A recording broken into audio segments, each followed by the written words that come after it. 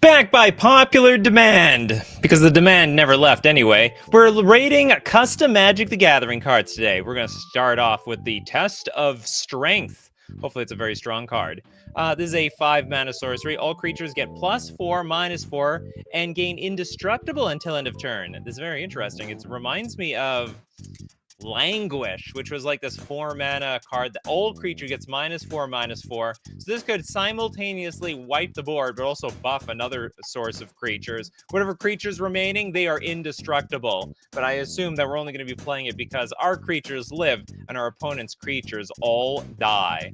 All right, we got some super chats over here because I'm sure people like Bacon Catbug love this show. Thank you very much for the super chat, Bacon Catbug. What do we got for you? Freerin the Slayer. All right, as you all should know by now, if you want to donate, be part of the show, I have instructions in the description so that you can be part of it.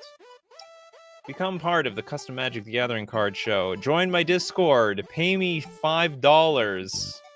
Also, post your card in said Discord. I'll look it up, and you can be part of it. All right, we have Freerin the Slayer. This is a 4-mana 3/3. Serious. It's a flying menace protection from demons.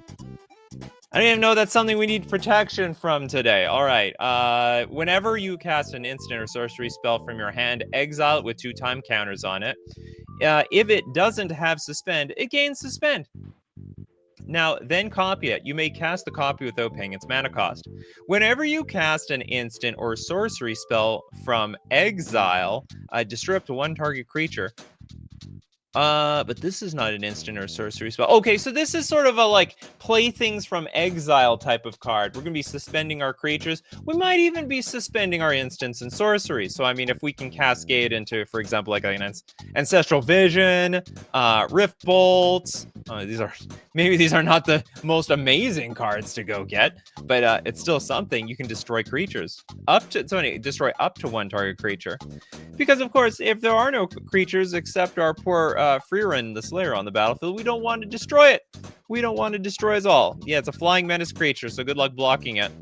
Basically, the only blockers, I don't know, I guess the only type of deck that would be in the market for blocking, maybe some affinity deck with a bunch of flying Thopters.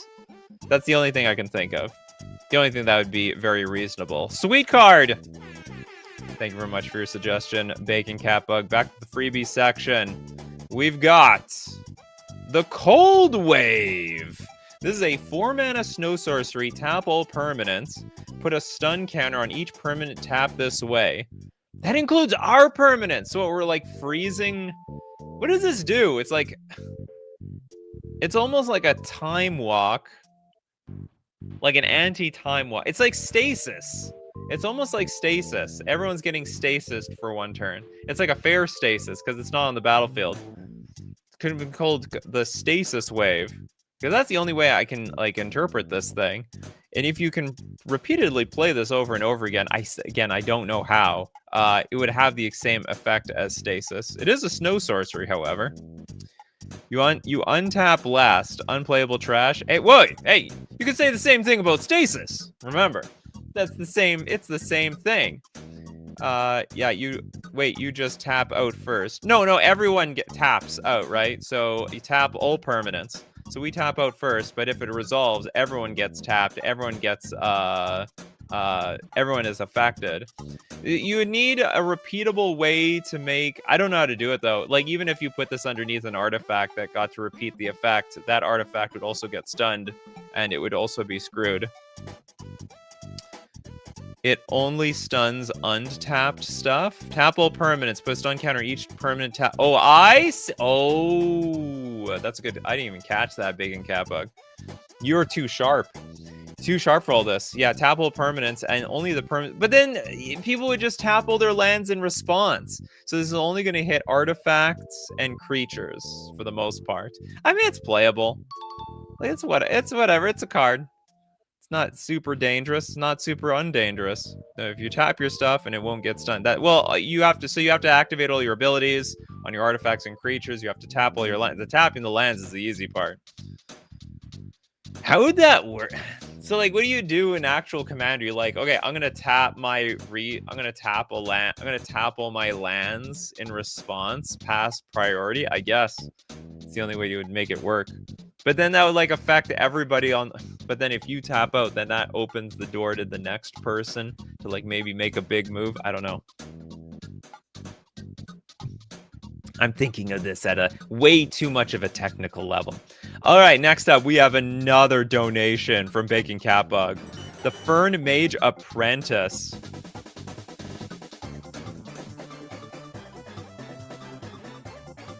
Let's look at Fern Mage Apprentice. This is... Oh, by the way, we do have a bingo. We do have a bingo card. It's going to be clunky today because I have to keep bringing it back onto the screen. Here it is. Here it is. Get a screenshot. Take a picture while you're at it.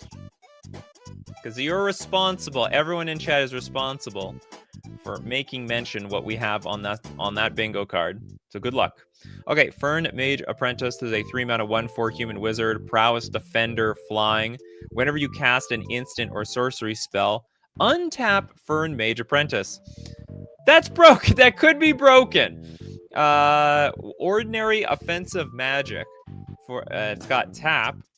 Fern deals X damage to target creature, where X is her power. Excess damage is dealt to that creature's controller instead. This ability can't be countered. Oh my god. So, and you have prowess on this thing. So basically, as you keep... this sounds so dangerous. You play spells, and every single time you play a spell, she gets to deal increasingly more damage. So 1 damage, then 2, then 3, then 4, then 5. It's almost like a storm card. Maybe it's okay. Like, because you have to shoot creatures first, right? X damage to target creature, and the excess is what like hits the actual player. Other than that, it's like, I guess it's a machine gun. Pachoo, pachoo, pachoo. Pachoo them all. Well, I mean, you know, it looks like a bit much at first, but maybe, like, it has defender. So, I mean, it can't attack. It's like a prowess creature that can't attack. And do you know what? That's A-okay for me. Because I'm tired of these attacking prowess creatures. I'm tired of Monastery Swiftspear and Slickshot Showdown, which technically doesn't have prowess, but basically it does. It's got the same feel, right? Flavor win for the bingo? How is it a flavor win? I don't know anything about Fern Mage Apprentice. You know much more about Fern than I do. Can anyone verify this? If anyone verifies it, I'll say yes. Only to creatures, though. Empty board nerfs her. I think, you know, well, I mean, or a board of indestructible creatures, right? Actually, no. You can still target the indestructible creature. The excess still goes. Anime card, also super specific. Okay. Do you know what? I'll take the anime card part. I can't verify the rest of this thing. Where's our anime? There we go. There's our anime slot. Okay, move over. Get out of here. Players with few or no creatures will be safe from damage, so it can't take out everyone reliably. If anything, it helps the Storm player. It just helps the Storm player. Freebie section. We got the 100 Rending Fists. It's a 2-mana sorcery. When you cast the spell, destroy target creature. It's basically uncounterable. The only thing looking to counter this is, I guess... The only thing looking to counter this is like a Stifle, because it's a trigger. It's funny. It's almost like a cascade into destroy target creature for 2 mana. It's like, yeah, it's like a 2-mana cascade, and you are cascading into a 2-mana removal spell. The damn draw is like, Nani? You are already dead. Well, not really. It still goes on the stack. I mean, it doesn't resolve for nothing. Stifle, effects, and fizzles are the only way to stop it. What else? You can end the turn. I'm pretty sure if a Teferi is on the battlefield, it also fails. I'm not 100% sure. But I think. Do I know the meme? I do not. This is not the meme. I'm out of touch with society right now, especially the weeb nation. Sorry, fellow weebs out there. I'm not weeb enough for you. Fairy won't affect it. All right. Hexproof, protection, ending the turn. There's a lot of little ways. Maybe. Actually, Chalice of the Void is not going to affect this card at all. You can counter the sorcery part, but you still you can counter the card itself, but you're not going to counter the trigger. So a danger? Not. I mean, it's a sorcery speed. It's a sorcery speed terminate. Let it be. That can happen.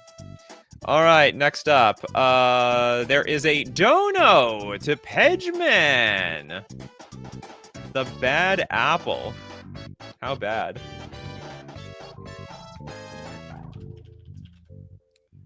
Okay, let's take a look at bad apple over here. Whoa!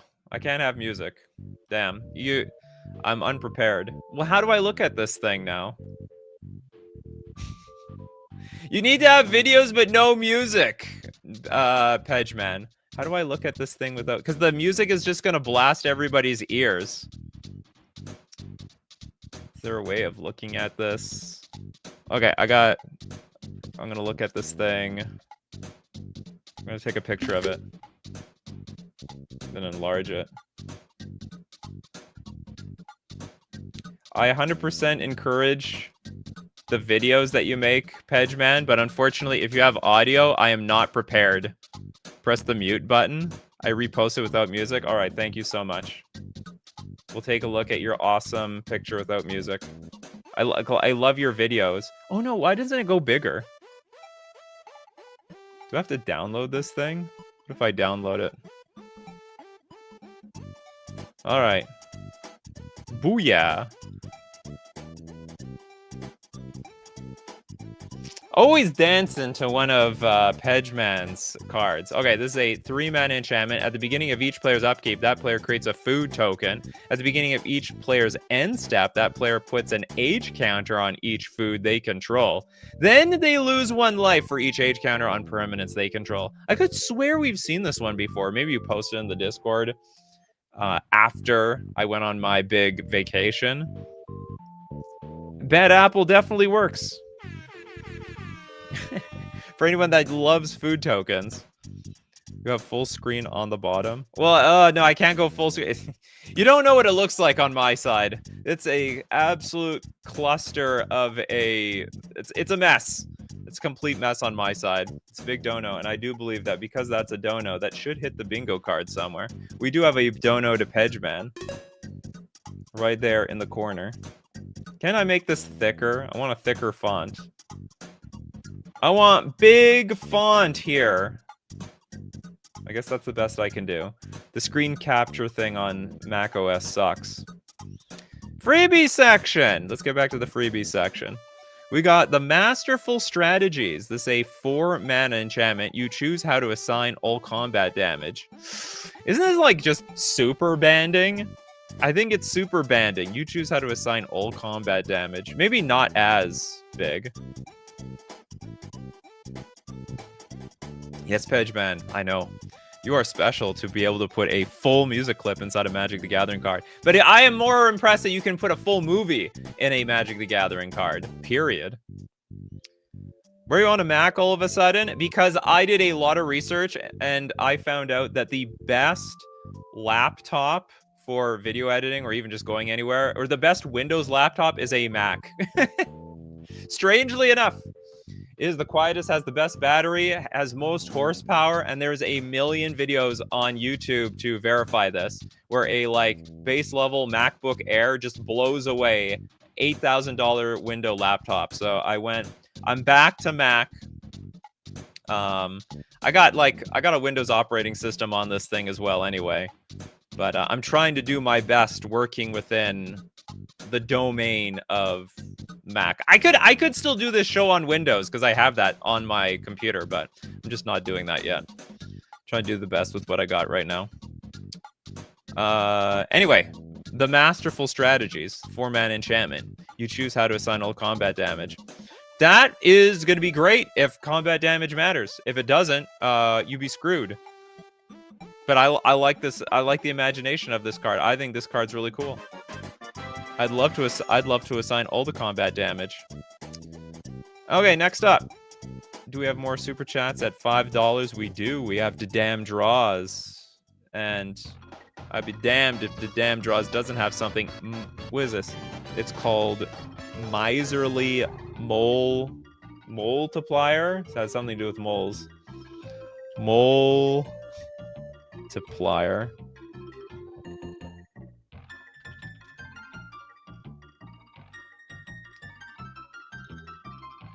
Why your cards are so small? Okay, whatever. We have a double red X2/2 mole. Haste and Menace. When Miserly Multiplier is cast, copy it for each mana spent from a treasure to pay for X. It's cast, copy it for each mana spent from a treasure. Oh, so we get a bunch of moles. The mole mens are going crazy.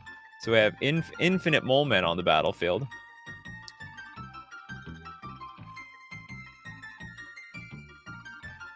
This is terrible. It barely does anything. Are you talking about the mole men? Are you talking about the combat damage one? It just turns off trample. Well, let's get back to it just turns off trample and makes multi-blocking more useful. Yeah, more or less.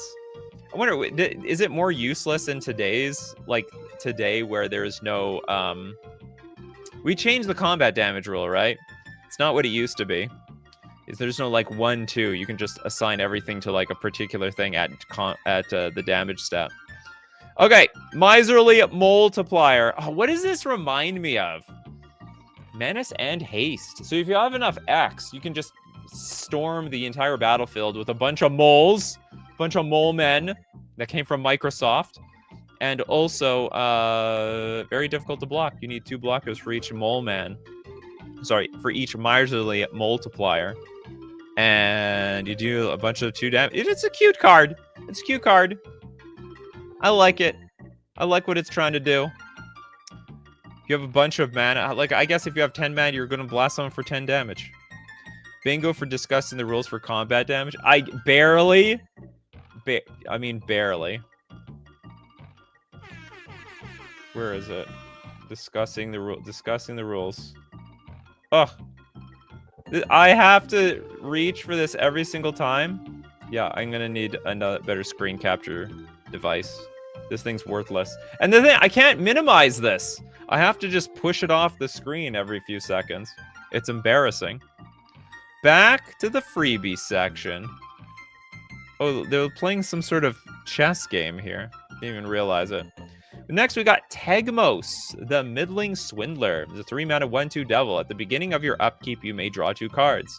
When you do, you can't cast spells until your next turn.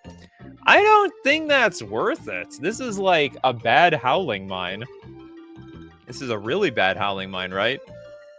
Beginning of your upkeep, you may draw... Oh, no, so it's like you draw... basically, you draw 3 cards this turn. So you get the 2 cards from your upkeep, and you're going to get the extra card from your draw step.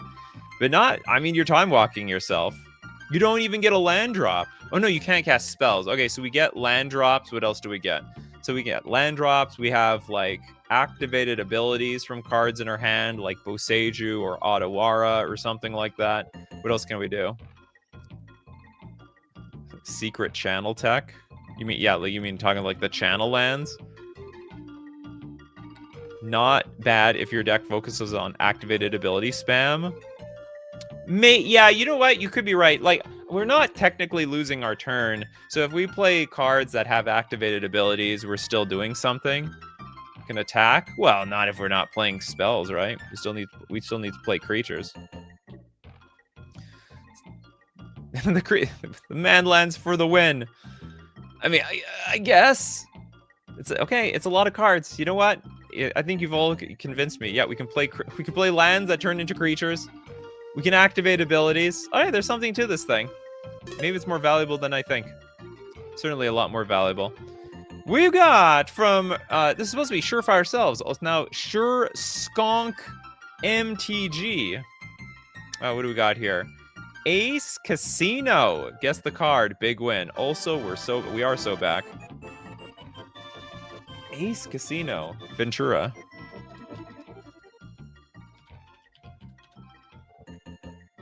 Okay, Ace Casino. Ace Casino is a 4-mana enchantment at the beginning of each player's upkeep. That player draws a card, reveals their hand, then exiles a card from their hand face down. It becomes Foretold. For 1 mana, choose target Foretold card in exile you don't own. You guess the name of the card. What? Target Foretold card in exile you don't own?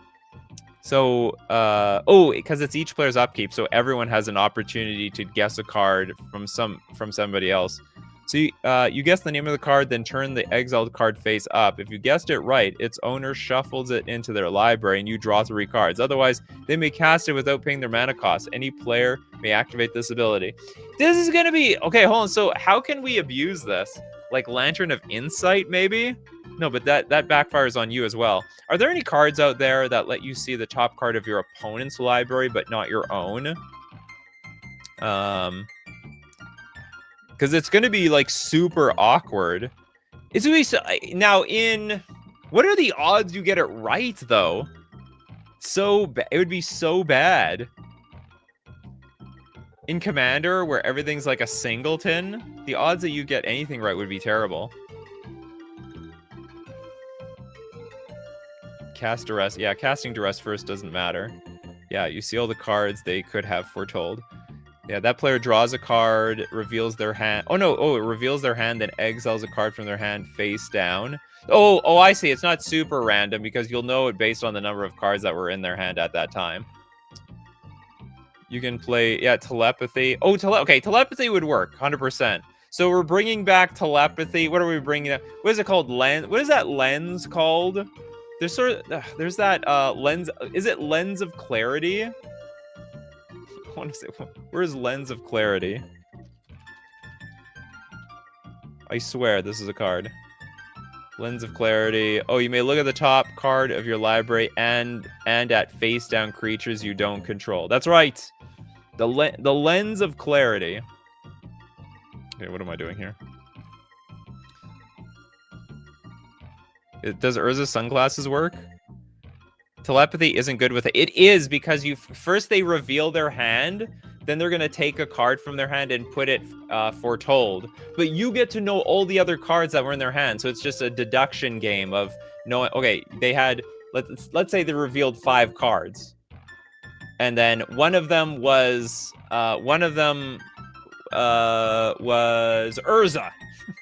And then they put and then all of a sudden one card's face down and there's no Urza left in their hand. Then it had to have been the Urza, right? So Telepathy would work. It would be an absolute banger. It's funny. This card brings to life a bunch of old cards that used to be useless, but then it would be useful all over again. I don't know about the Urza's glasses. Would Urza's glasses work? I'm not going to look it up. Okay, this is a cool card. It looks fun. Freebie section. We have Formless. It's a 3-mana aura. Enchant non-land permanent. Enchanted permanent loses all card types. How does that affect the game? All right, chat, figure that out. 3, 2, 1. It loses all subtypes. If it was an aura or equipment, it becomes unattached. It's still a permanent. So we have a Formless. I guess anything that counts something on the battlefield would lose that count. So like if you have 5 lands in play, you now have 4. If you had 5 creatures in play, you now have 4. Some people are still on this. Glasses of Urza. Tap. Look at target player's hand. Oh, yes, you get the knowledge. All right. Glasses of Urza. We're buffing it up with the Ace Casino. Formless? Honestly, I think... Oh, no. So it's a removal spell. Is it a removal spell? Enchant non-land permanent. Oh, you can't even enchant a land. Enchanted permanent loses all card types. It loses all subtypes. If it was an aura equipment, it becomes unattached. Is it like just a glorified Encase in Encase in the Moon or something like that? It's an oubliette. Formless is basically just removal. Okay, see, what is it called? Encase in the Moon? That's how I started to look at this card.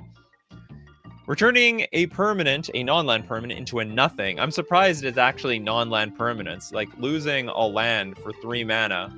Big deal. It's basically on par with what's it called? It's pretty on par with the power level of Stone Rain and Pillage and the rest of the land removal, land destruction. It doesn't lose any abilities. It's not a creature anymore, but it doesn't lose its abilities. So you're telling me we can activate the abilities of the creatures? I suppose so.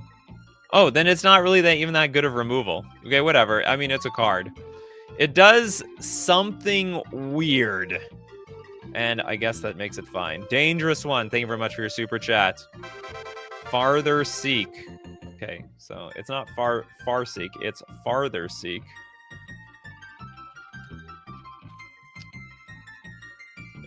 For more mana, of course. That's exactly how it would work. 6 mana, sorcery, search a library. For a plains card, an island card, swamp, mountain card, and put them onto the battlefield, then shuffle. Are we looking for everything? So in the past, I think you could have shaved a mana off of this. I think it should be looking for a land for every generic mana. I bet you could have made this green and 4 generic, and that would have been fine. So it's like 5 mana, look for 4 lands out of your deck and put onto the battlefield tapped. Would that be too broken? I don't think it would be that broken. Or you make it 4 green, 1 generic. And 6 mana seems like too much. 6 mana to get 4 lands. Or I'm like completely off base. Maybe I don't know my ramp. This is the maybe this is the farthest seek you could get. Or is the farthest finding a forest? Although we're already in a forest over here. Everything but a forest. Well, I think the idea with Far Seek is like you're already in a forest. So we're looking beyond the forest. We're looking for new ground. Because that's what the Far Seek did in the first place. It looked for a non-forest card. Read the flavor text. Okay, I'll read the flavor text. How truly vast this city must be, that I have traveled so far and seen so much, yet never once found the place where for the effing buildings stop. Why won't they stop? Please make them stop. That is hilarious. All right, next we go back to the freebie section. And we see the Overeager Warrior. This is a red 2/1 human warrior. Whenever a creature enters the battlefield under an opponent's control, Overeager Warrior fights it. That sounds terrible. It also doesn't seem like the Overeager Warrior is going to last very long. They're just going to get blasted off the face of the earth. Whenever a creature enters the battlefield under an opponent's control. I mean, what can it beat in combat? Noble Hierarch, Birds of Paradise, one of those Kobolds of Care Keeps. So it's a creature-based shock. It's not, but it's like a super passive. It's like a trap card. So you play this, and then whatever your opponent plays, it'll it'll just die to. The Overeager Warrior fights off an elf. It's gonna get removed by itself. You know, honestly, it sort of looks like a card they would have made a long time ago, like 25 years ago. It's very Jackal Pup-like. Like, if you're up against a deck that doesn't have creatures, doesn't have removal, this is, like, not too bad. It's a 1 mana 2/1. But if your opponent interacts with it at all by, like, you know, I don't know, playing a creature, then it, like, just dies immediately. Yeah, it's Savannah Lions, but arguably worse. But it's red, because red has to have a downside, right? And that's the downside we're going to have over here. Wait, what if you had Vigor on the field? I don't know. Yeah, this is like an early... It's an early 2000s card. Or yeah, I would say late 1999's card. Most likely to fight off mana creatures of control decks of the first decade. But like, the thing is, you don't even get... In red, you have the option to bolt the bird. Here, I mean, you're giving your opponent the option to have their bird bolted. That's the problem. Or, I mean, it beats those mana dorks. It doesn't beat a Llanowar Elf, though. You know what I mean? So to interrupt you, you still have an AI stream in the custom? Oh, okay, I'll take a look at it later. I can't look at it now. I did remove one, though. Thank you for letting me know. I appreciate it. Oh, yeah. Mr. Bus Driver knows exactly what's about to happen. And what's going to happen is we're going to thank our sponsor today, FusionGamingOnline.com. Oh, that is not smooth at all. What is going on here? Nothing. None of my stuff. Everything jerks around. Here, let's move this over. Ta-da! FusionGamingOnline.com, my favorite place to buy my Magic the Gathering cards. Also, get sealed product as well. As it is... Oh, and we have the early Black Friday deals. Save up to 20% off at FusionGamingOnline.com. That's a great deal. But if you miss that deal, which is beautiful, but if you miss that deal, I have another deal for you. Get 5% off using coupon code Nikachu at checkout. And it supports the channel. We're also going to thank our sponsor, Mana Traders, the premier place for renting Magic cards online. Why would you want to rent Magic cards online? That sounds crazy. No, it's not that crazy, because if you like to play a lot of decks, it's cheap. You get to play a lot of decks on a rental subscription. So you play all the decks by renting all the cards. It also, you don't have to worry about your cards getting banned, because they're not your cards, they're Mana Traders cards. You can support the channel using my Mana Traders link in the description below, or save 40% cash back on your 3rd month subscription using coupon code Nikachu_JUP. And back to our regularly scheduled program. How do we do this? Okay, we'll look at one more freebie before we look at all the super chats. Sliver Diplomat. This is a 4-mana 0/4 flash. Sliver creatures have 0 power, and whenever this creature attacks, each player draws a card. Is this like anti-changeling tech or something? To like reduce them to nothing with each player draw? Interesting. Well, how is this? Is this like a group hug card? I guess that's why it's called the Sliver Diplomat. Diplomatically, they're, you know, hey, everyone gets a card. Don't kill my creatures. I'm helping you here. Play to lose? No, not necessarily. Also, that's like an AI. We don't have that on the custom card, do we? It's not on the custom card bingo card. Is there a play to lose here? I don't see it. Yeah, that's like, it's very that's a very AI bingo card thing. Yeah, Sliver Group Hug, finally. Seems like a counter to Slivers. Well, who plays Slivers in 2025? Does, you know, I think Slivers is super popular, but gauging from the feedback from all of you, it sounds like Changelings are way more popular than Slivers. Because when you play Changelings, you could play anything. You can even play Slivers. You know what I mean? I guess we're milling them out with the Slivers. Well, not really, because you have to attack with it. It would be a really crappy milling strategy. I think the idea is it's just group hug. You know, you're just helping people with this thing. Everyone gets to draw more cards. Howling Mine on a creature. On all my creatures. It's a super... I mean, you might be able to construct some strategy with this, with the Sliver Diplomat, and I don't know, other Howling Mine and a million other cards that help everyone draw cards. Slivers are just there for those who love them. That's right, just how I like Merfolk. I used to love Slivers until I found out that I needed to shell out hundreds of dollars for dual lands. And today it would be thousands of dollars for dual lands. I'm certainly not doing that either. I prefer to spend pennies for basic islands so I can play my Merfolk. Grand Arbiter Sliver stacks? Oh no. That sounds crazy. So crazy, maybe it will work. All right, let's get to our super chats. We've got many of them. All right, who is our first? We have Big Mike with a huge super chat. What is $20 for? Okay, $10 for my 2 cards and $10 donos. That's totally fair. All right, so we're gonna keep that in mind for the donos later.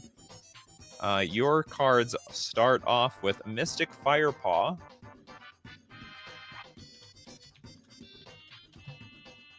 And okay, so you have 2 separate ones. Okay, so we'll take a look at this one first.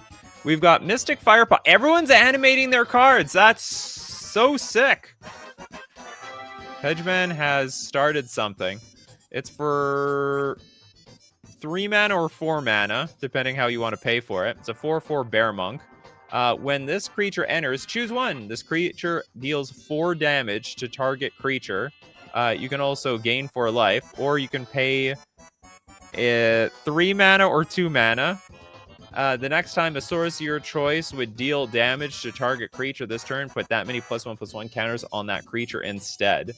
So what, we're healing things instead of damaging things? But this thing, okay, this creature deals 4 damage. This can deal damage or gain life.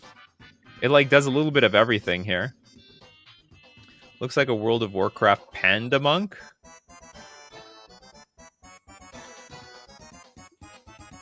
And it's like, did I hear don't? You did hear Dono. So there'll definitely be a Dono in your future, Anna. So the next time a source of your choice would deal damage to target creature. Oh, I see. So you want to deal your own you can deal damage to some other person's creature, but you also have the option to deal damage to your own creature to buff the damn thing up. It's gonna get big. It's gonna be big and strong. Look, no pain, no gain. For some creatures, if it's enough pain, it dies. But for your own creatures, if it deals pain, it's actually a gain. It's quite fascinating. Okay, so your second card, what was your second card was, gotta give you a little bit of a second super chat here. Perfidrex. Sounds like a cat. Perfidrex. Curse these names. Man, there's 2 donos here. We're not gonna forget those donos. Oh, these mana... Okay, for a mana cost of mana, we have a 3/5 Graveborn Warlock. Whenever Perfidrex enters or attacks, target player reveals their hand. Choose one. You choose a non-creature, non-land card from it. That player discards that card. Or you choose a creature card from it. Put that card onto the battlefield under your control, tapped and attacking. That creature gains Afterlife 1 and becomes a deserter in addition to its other types. I can't remember what Afterlife 1 is. So when it enters or attacks, you swipe something from their hand. So you can either discard their so you basically, it's a duress, or if you want to take their creature, you get to attack with it. I don't remember what Afterlife 1 is, though. Noise Marrow says, this may have been said, but it's pretty great how much better the animated custom cards look compared to MTG Arena's special treatments and animated frames. I'm sure they're gonna make something. Although, like, if everything was animated, wouldn't that, like, be incredibly taxing on everyone's computer? People complain enough that things are, like, their computer is dying. Oh, if it dies, it makes a spirit token? Okay. So Afterlife 1 makes a 1/1 black-white spirit token with flying when the creature dies. So basically, we get a body no matter what. So we get to attack with their creature that's going to go their graveyard. And we get a 1/1 at the end of it. Sweet card. Wizards of the Coast at times is the regular army when it comes to special card treatments. No doubt. All right, next up. Or Anna says, unfortunately, it's not a new creature type. Sequar Deathkeeper used to make those tokens. You would know better than me. Next up, we got Mr. Bus Driver. Continue, yes, with the question mark. Also dono to Pedgeman. Oh, that's your card. I didn't know there was a donation attached to this. Okay. Continue, question mark. Is that a card I can find? Is that a dono? Okay, that is. Okay, I found your card. Pretty sure that's it.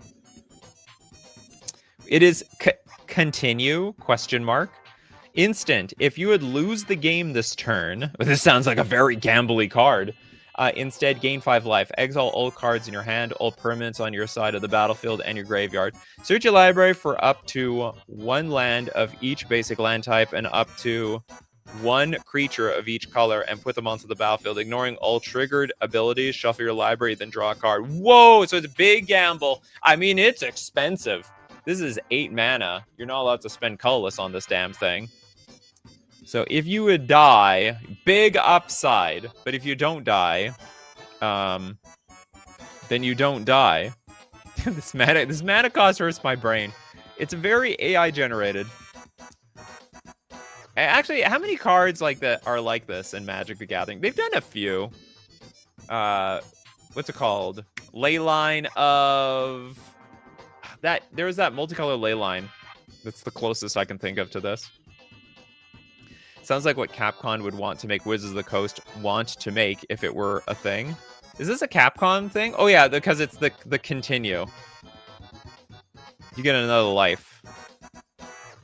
Wouldn't a real continue just be like restart the game with you just restart the game?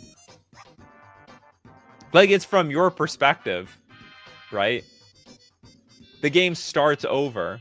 Or, oh, I don't know, like, what kind of game... Maybe I'm not familiar with this Capcom game where the continue, you just start over from the very spot that you were at.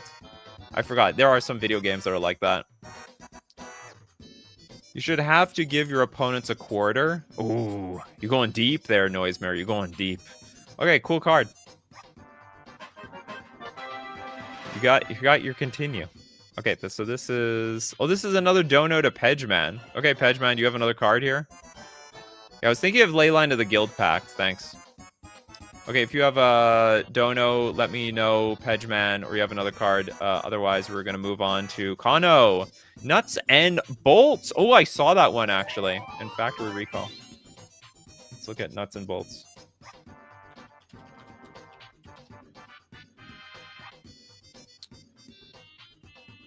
Gotta move this thing into a side. There we go. Nuts and Bolts is a red instant. Gift a food.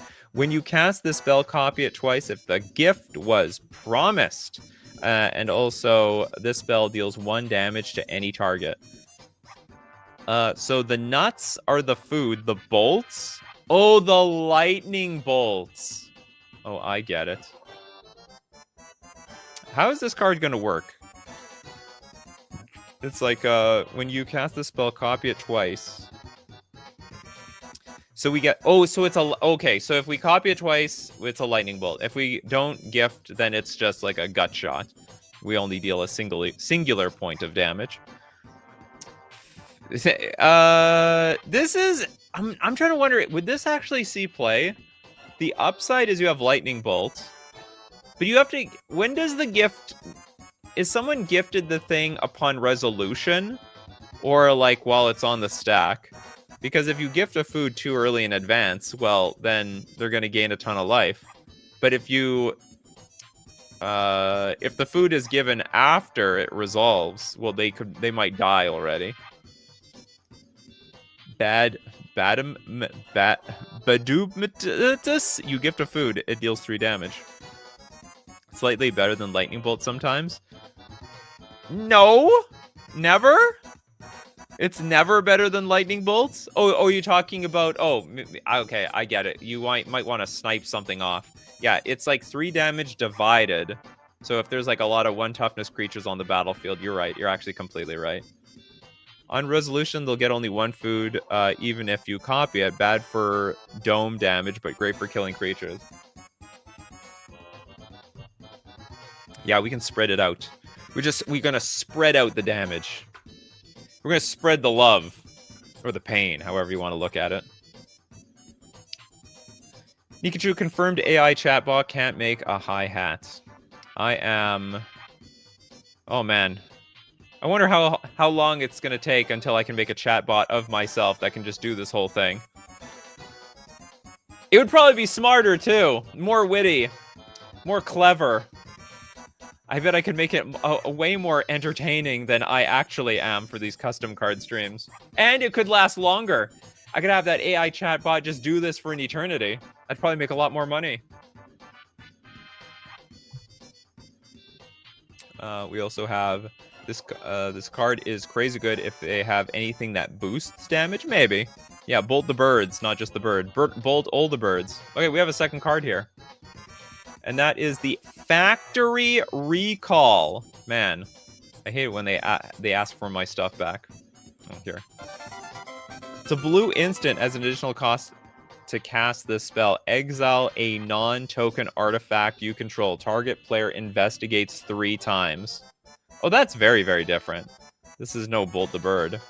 So, you can... I mean, you get 3 clue tokens. Now, this would see a lot of play, by the way. This ramps your artifacts on the battlefield. What else does it do? I mean, so it enables affinity. If you need to sacrifice artifacts to pay for anything, that's good. So that's a resource. So it's a decent affinity card. It's like I've played against decks where they need a bunch of artifacts to sacrifice the things like, is it Shrapnel Blast? I can't remember. There's let's just say I've been up against red decks where they're sacking their artifacts like crazy for other effects. And this enables it. It also draws you. Yeah, it's also a draw if you can actually use the clues. Well, in the late game. In the early game, that's impossible. I would also argue in the early game, it's stupid. Maybe it's fine in a control deck. Now that I think about it. Because you have all the clues on the battlefield, and then you have the option to, like, counter spells, use removal, or if the opponent doesn't do anything, or nothing highly of impact, then you can just crack a clue and draw an extra card. Enables Mox Opal immediately. Usually, I mean, it can do that, yeah. Enables Metalcraft for all the Metalcrafty cards. Tinker? Where are you playing Tinker? That is incredibly dangerous. Super dangerous card. Shrapnel Blast and some other cards. Oh, it is Shrapnel Blast I was thinking of. If you're using Waterbending / Improvise, it's mana positive. It also does that with that as well. All right, this is a pretty interesting card. Pretty cool. Can we hear that? Where did my sound effects go? It's like they died. Oh, did my stream deck die? My stream deck, it'd be dead. I'm gonna bring my stream deck alive. Is it alive?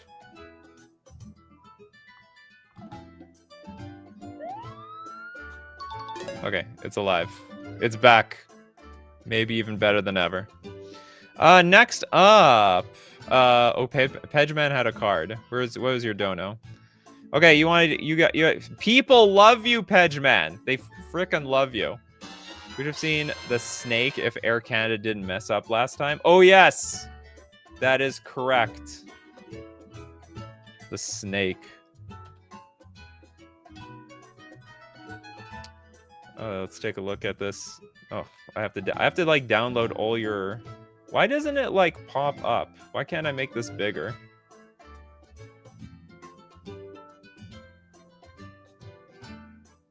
Do I have to download this? I have to download it. I'm gonna download all your cards, Pedgeman, every single day. All right, it's not that big of a deal. The snake. It's a 2-mana 0/1. Trample. Oh, literally the game. Snake. You may play a game of Snake. While playing, whenever you get an apple, are they apples that it eats? You get put a +1/+1 counter on the snake. If you lose, sacrifice the snake. Oh, I see. While you don't have priority, you can. This is such an uncard. Anyway, this is fun.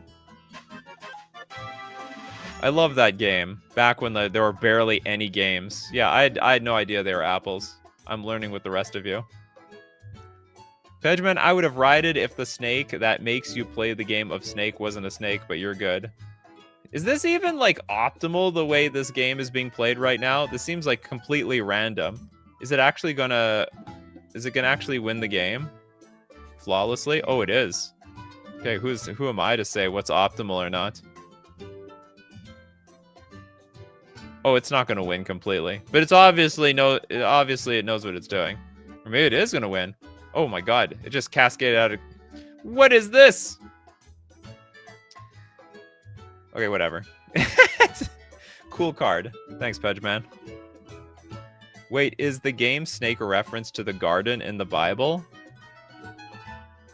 That went way over my head. I guess suppose so. It lost. It ate itself to death.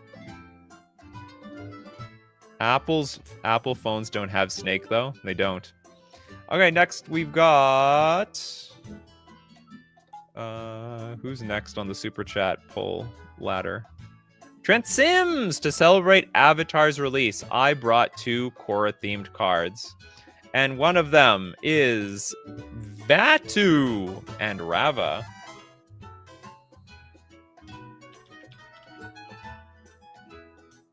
We got both of them here. All right, let's take a look at Vatu. This is a 6 mana 6/3. Can we zoom in? How do I go? I want to go deeper. Too deep. All right, well, this is just how it is going to be. 6 mana 6/3, Elder Spirit. Gotta lean in harder. It's got Bestow for 7 mana. Flying, Menace, and Haste. Enchanted creature gets +6/+3 and has Flying. It's got Menace and has Haste. And it is a colorless avatar. When Vatu dies, you lose 2 life, then return Vatu to its owner's hand. How good or bad is this thing? So, I mean, it's...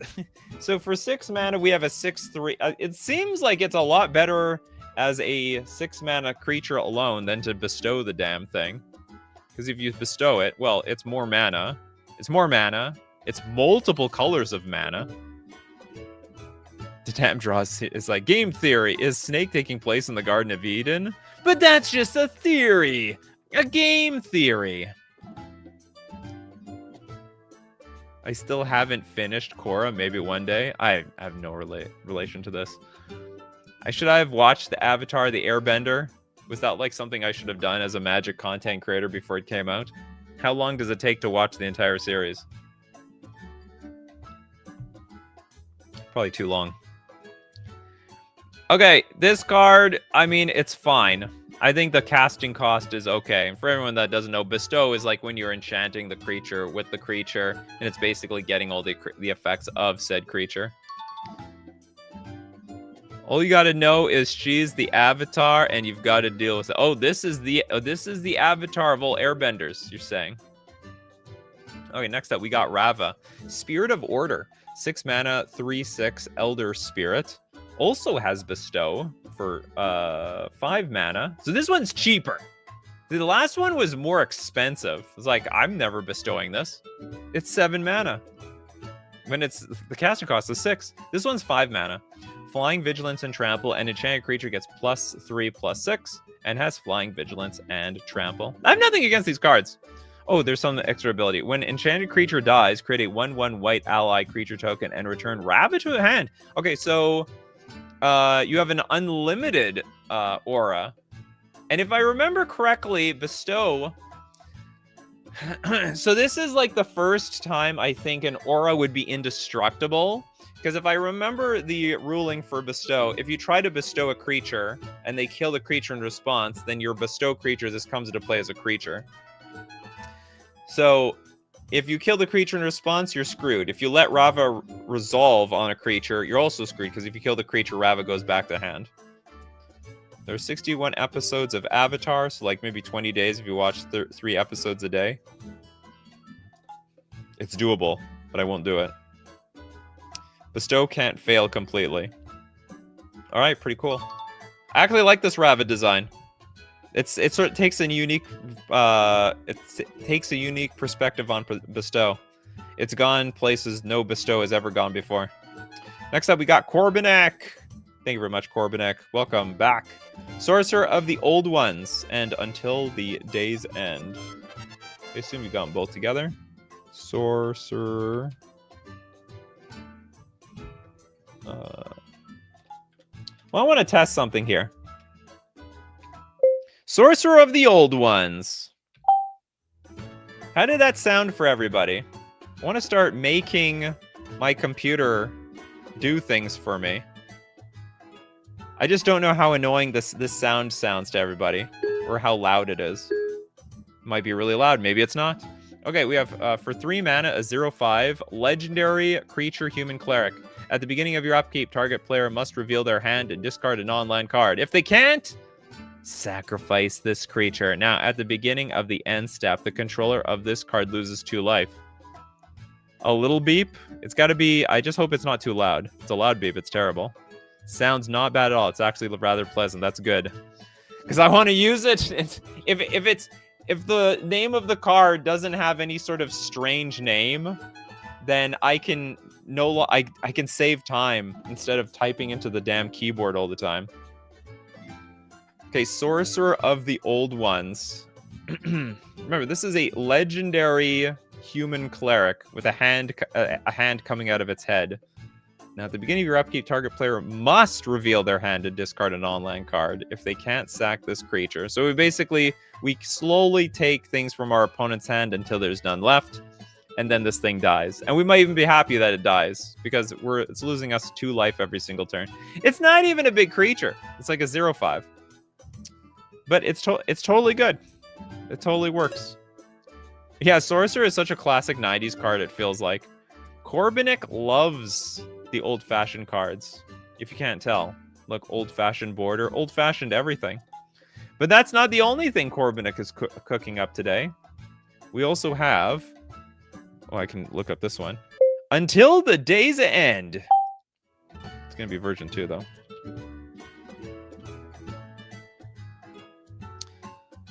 Until the Day's End is a 3-mana enchantment. Players can only lose the game during their end step. What the hell does that mean? Oh, life totals can still change and go into negative integers. So it's like you could go down to negative 10 life, but you're not dead yet. Look, stop. Don't scoop. Don't scoop yet.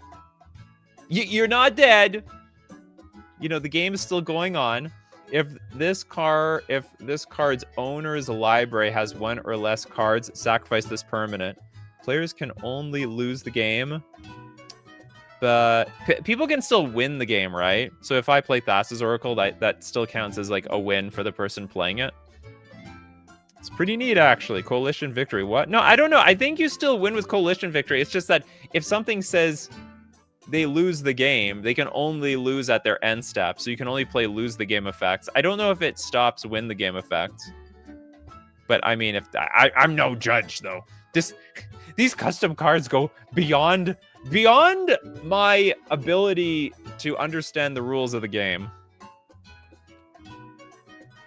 It just makes the state-based action for checking life points on end step. Is that it? And so what, everyone still loses? No. I think if there was a card that says target player loses the game, it would do nothing. Yeah, usually cards like these say opponents can't win. Usually. Well, this card says they can still lose, but only at the end step. That's the only time they're allowed to lose. You're not allowed to die yet. You just stay right there.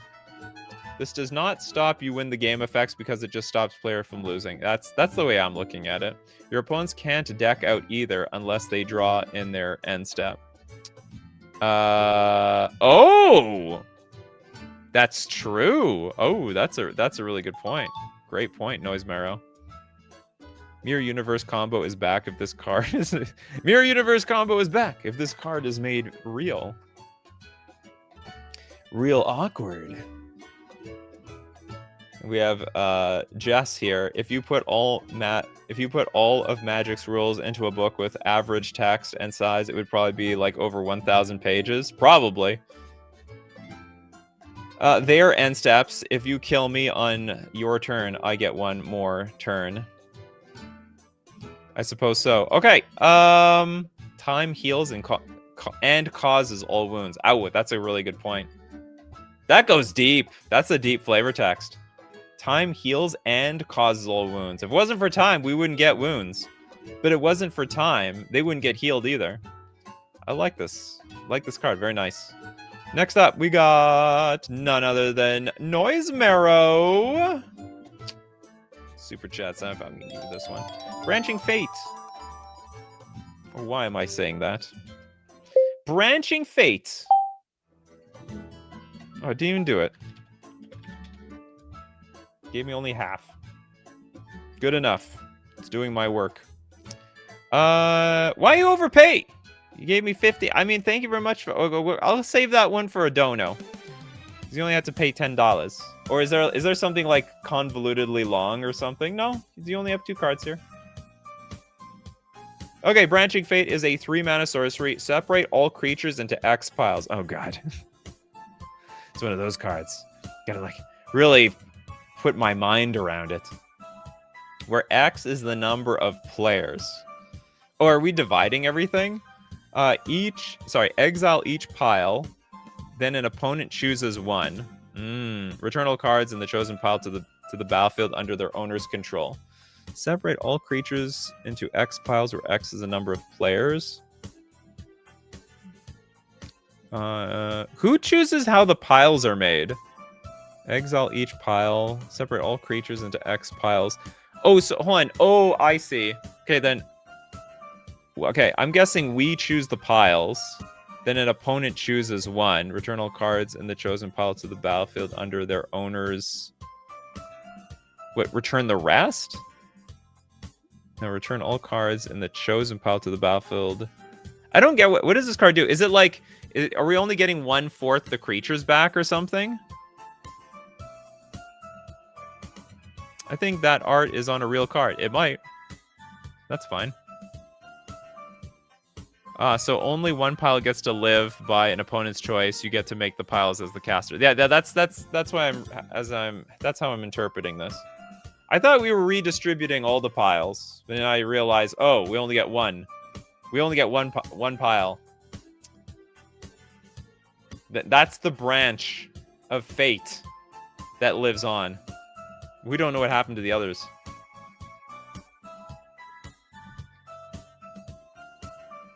Feels like each player exiles all their creatures, then one player gets all their creatures back. No, how it works is, we as the caster, we're gonna make 4 piles of creatures out of all of the creatures.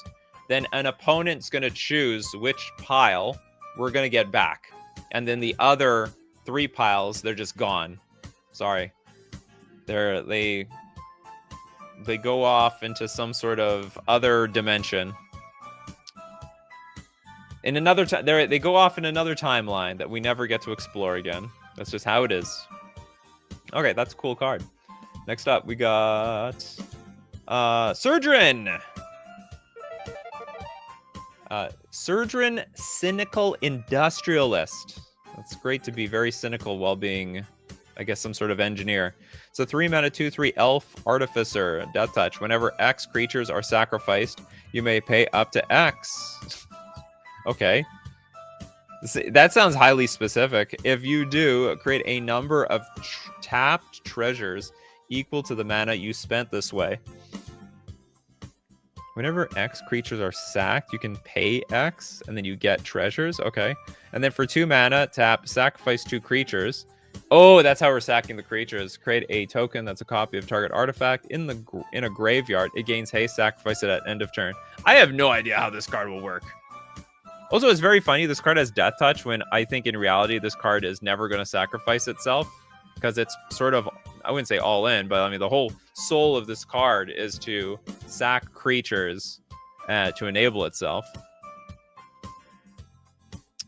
Could be worded differently. Oh, I can't tell if you mean the last card or this card.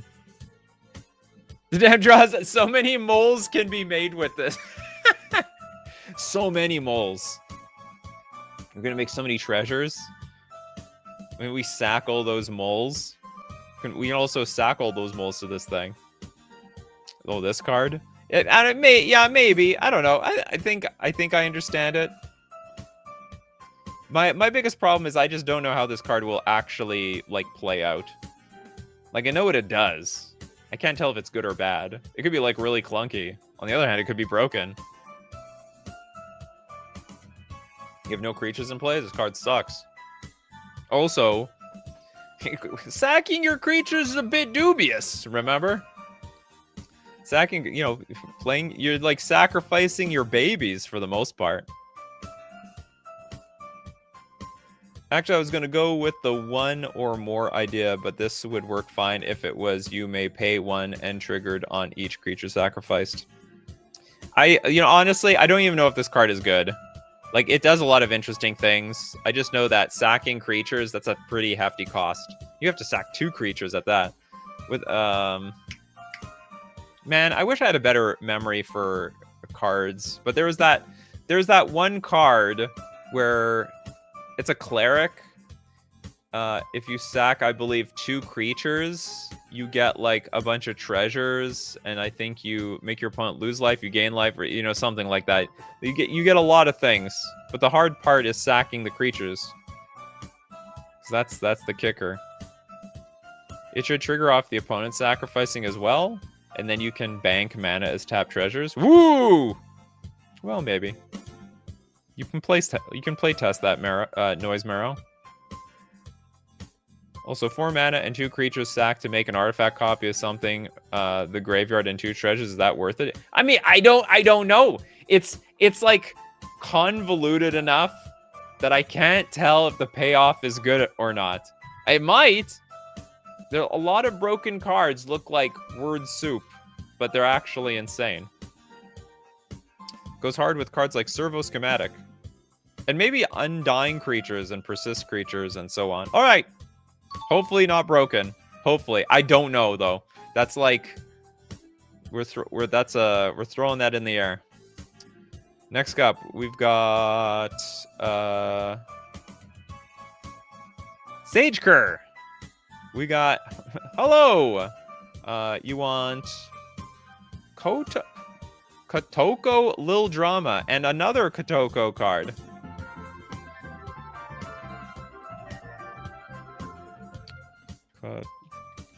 Kotoko Little Drama. I'm glad you put both of them. Oh, it was right underneath. Sick. Okay, we got Kotoko Lil Drama is a 3 mana, 2/1 human warrior child. First strike. Whenever Kotoko dies, if her toughness was less than 1, you may exile Kotoko Little Drama, then return her to the battlefield transformed under her control. Under her owner's control. Now for 2 mana, and this is in Orzhov mana, so this is technically a Mardu card. Tap, put a wither counter on target creature. People love their wither now, don't they? So if her toughness was less than 1, so what, we're going to put a wither counter on this creature. You may exile it, then return her to the battlefield transformed. Oh, she has does she have another? Oh, she has another side. Oh, and that's the Warrior of Hope. Is this the second side? I'm assuming so. Kotoko, Warrior of Hope. Okay, so we withered her back to the other side. This card also has Wither. It's a 2/2. When Kotoko, Warrior of Hope, enters the battlefield, put a -1/-1 counter on her. When is her power going to get any big? This card is perpetually small and hanging on for dear life. Whenever 1 or more -1/-1 counters are placed on a creature that had no -1/-1 counters on it, create a gold token. All right, so we got a gold.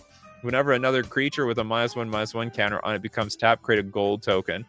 This has to be a flavor win or something. This card looks like it does nothing.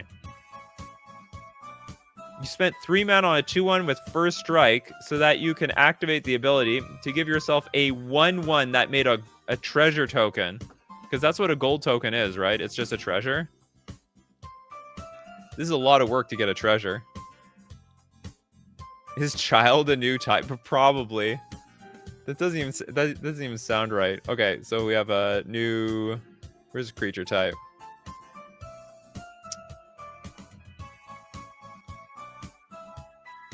New creature type. There we go.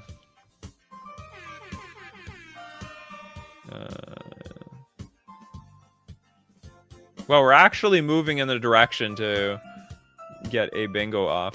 As difficult as that seems today. Child is an existing type? Really? Child is not new, but is unset? Oh. Well, goodbye to this thing. Okay, that's so weird. I don't know, is it official though? Hey there, Madra. Welcome. Actually, child is already a type. It's in the unset. Was it like little girl? I bet it was little girl. If I were to take a wild guess. Okay. Is this card fine? Absolutely. I don't even know a world where this card would be overpowered. I just don't see it. It's not happening. Not in my head, anyhow. Okay, next we've got... Raktus. Thank you very much for your super chat. Crazy to finally catch some live streams. Oh my god. There's going to be so many donos at the end of this. Thank you very much for those donos. Okay, so there's another 2 donos later. Little Mr. Doom. or sorry, little MX Doom to the rest of us. Been on a F&F custom card kick recently. Oh, Five Nights at Freddy's. So what do we got here? William Afton. I am not up to date with my Five Nights at Freddy's lore. I hope I get this. Oh, is it this is the purple guy, right? / Springtrap.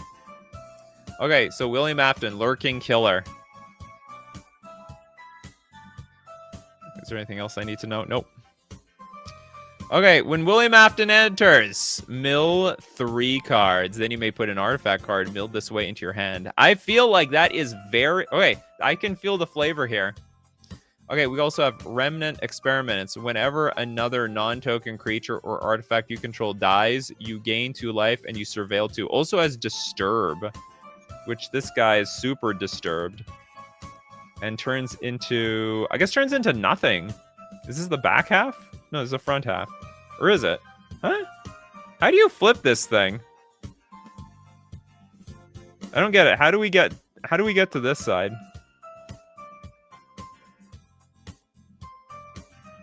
How do we get to Springtrap? Because this thing has no mana cost. It's also not clear to me. He's got that Cletus Cassidy face. Probably. Guy's a murderer. Disturb cast from the graveyard. Oh yeah, it flips over. I forgot. Yeah, Disturb flips the card over.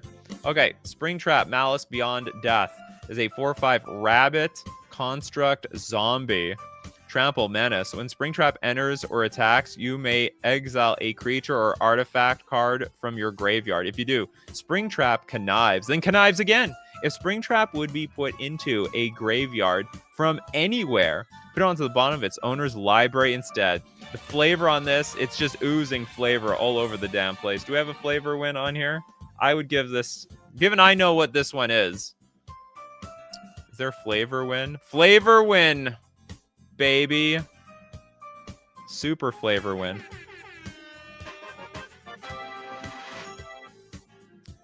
I was slightly obsessed with Five Nights at Freddy's, at least when the first one came out. I played the first one. I didn't play any of the other ones because I thought they were getting a little nonsense, but I did enjoy keeping up with the lore for, I don't know, 4 seasons. Then it's completely run off the rails for me. Or I just didn't keep up. Yeah, Disturb returns the card transformed. You know what? The thing is, a lot of the Disturb cards, I think, came back as an enchantment or enchant creature. And maybe I'm wrong, but those are the ones I remember. And this is not an enchantment. This is a legendary artifact creature. But I guess it's Disturbed now. As if Purple Guy wasn't disturbed enough. Yeah, I think the artifact creature is the Disturbed side, but it's interesting since I remember Disturbed card. Yeah, exactly. That's what confused me too. But there's really nothing to say that it can't be coming back as an artifact creature. A legendary artifact creature at that.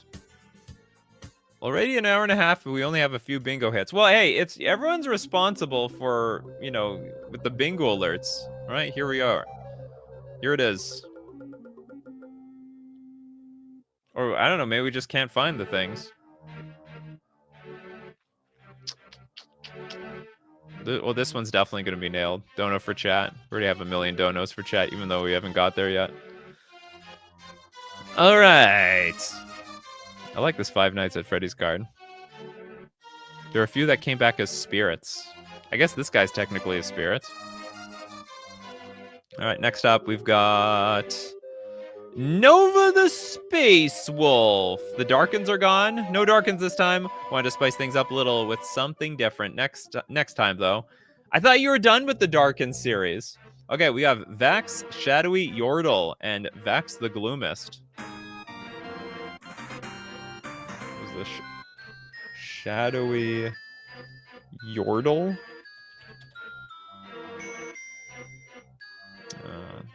What do we got here? Oh, we can see both. This is perfectly centered. Okay, we got Vex. Vex Shadowy Yordle is a 5/4 legendary creature, Yordle Warlock. It's got Fearsome. Creatures with Fearsome cannot be blocked by creatures with power 2 or less. So if you're small, you're scared, and you should be scared. Whenever Vex attacks, put a -1/-1 counter on to the creature with the highest power among creatures defending opponent controls. So we're gonna make them smaller to make them even more fearful of Vex. Vex sort of looks cute. Whenever a -1/-1 counter is put onto a creature an opponent controls, put a Gloom counter on Vex at the end of any phase on your turn. If Vex has 4 or more Gloom counters, transform it! Also has partner. What is this? What is this card partner with? And we were transforming into Vex the Gloomist, which looks it looks the same.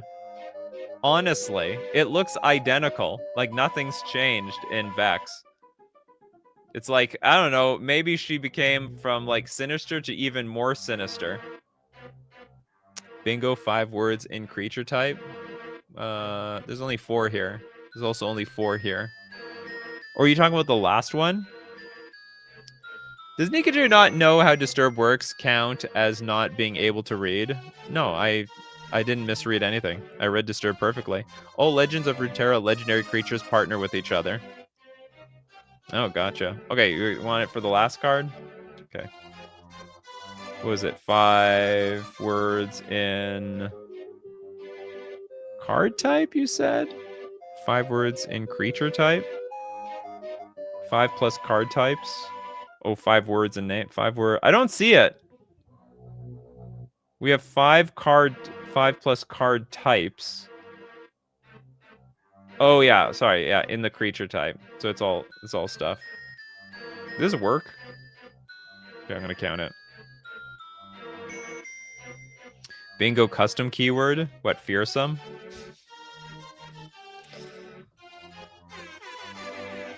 Custom keyword. All right, we're moving. We haven't hit any danger stuff, but I will count it for the free spot. Okay, backside puts twice the counters on creatures, so it's definitely an upgrade. No, but I mean, like, just aesthetically, it's the same card. Usually when something transforms, it's like, it's a completely different, almost like a completely different person. So whenever Vex attacks, put a -1/-1 counter onto the creature with the highest power among creatures defending opponent controls, and if 1 or more -1/-1 counters will be put onto a creature an opponent controls, that many +1 -1/-1 counters are put on instead. So we're putting double the -1/-1 counters. So basically we're doubling the original ability, right? Something like that. I think it's a neat card. It's big though. This is a 5/4 for 4 mana. Like, not outrageous. It's not impossible by today's standards. It's not too crazy, but it's still pretty damn big. But funny enough, only creatures that can pick on someone her size are going to pick on her. Custom creature, the Yordle Warlock. Do we have custom creature here? Is that in the bingo card?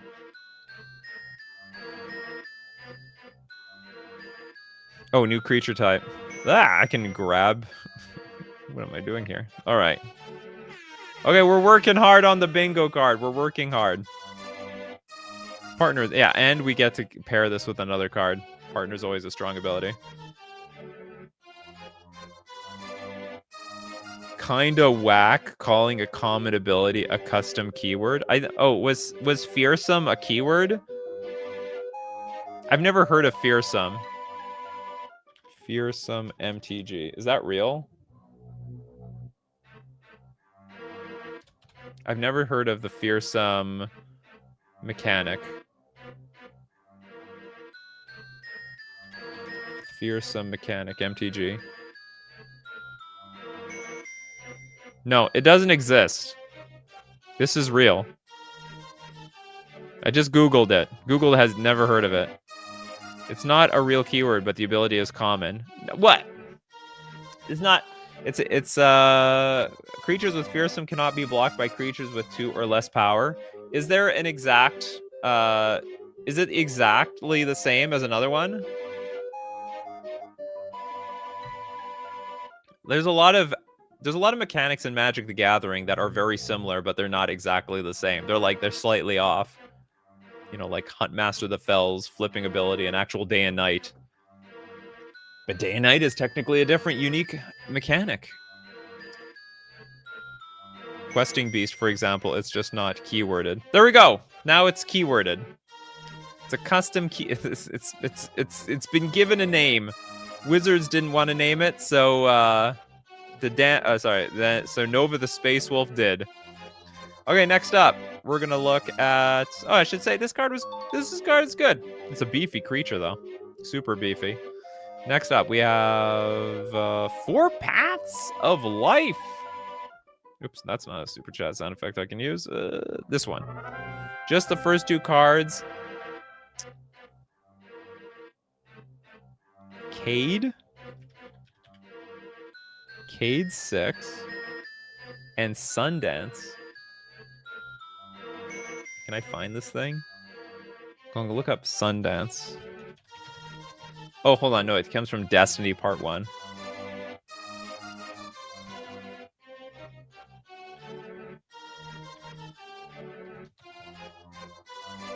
Why can I not find this thing, Destiny? Okay, I found it.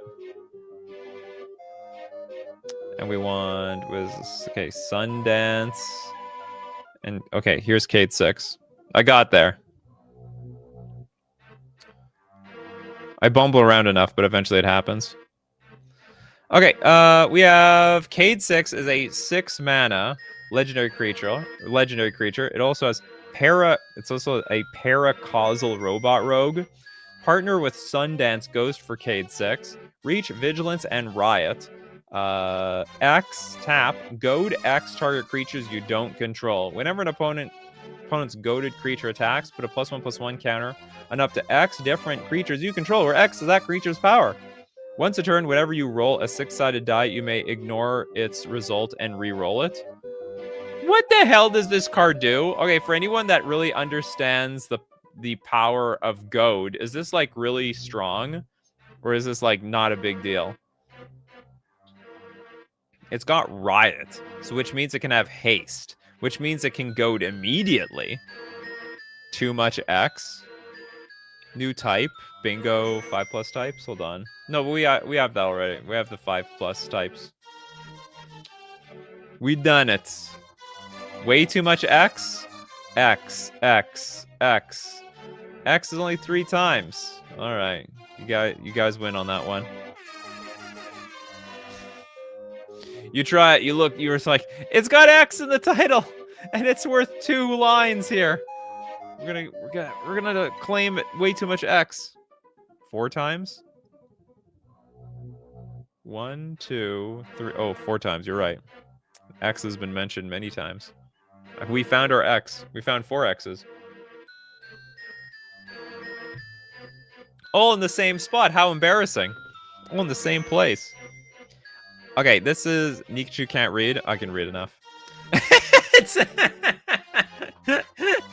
We're not counting that one. I have no idea what this card does. I have no. This is a bit of a mess to me. Where's my? Well, I don't want to buzz it, but I just have no idea what this card does. It does a lot of things. And at the same time, I have no idea what it does. He's refreshed from his vacation. His ability to read has improved dramatically. Not really.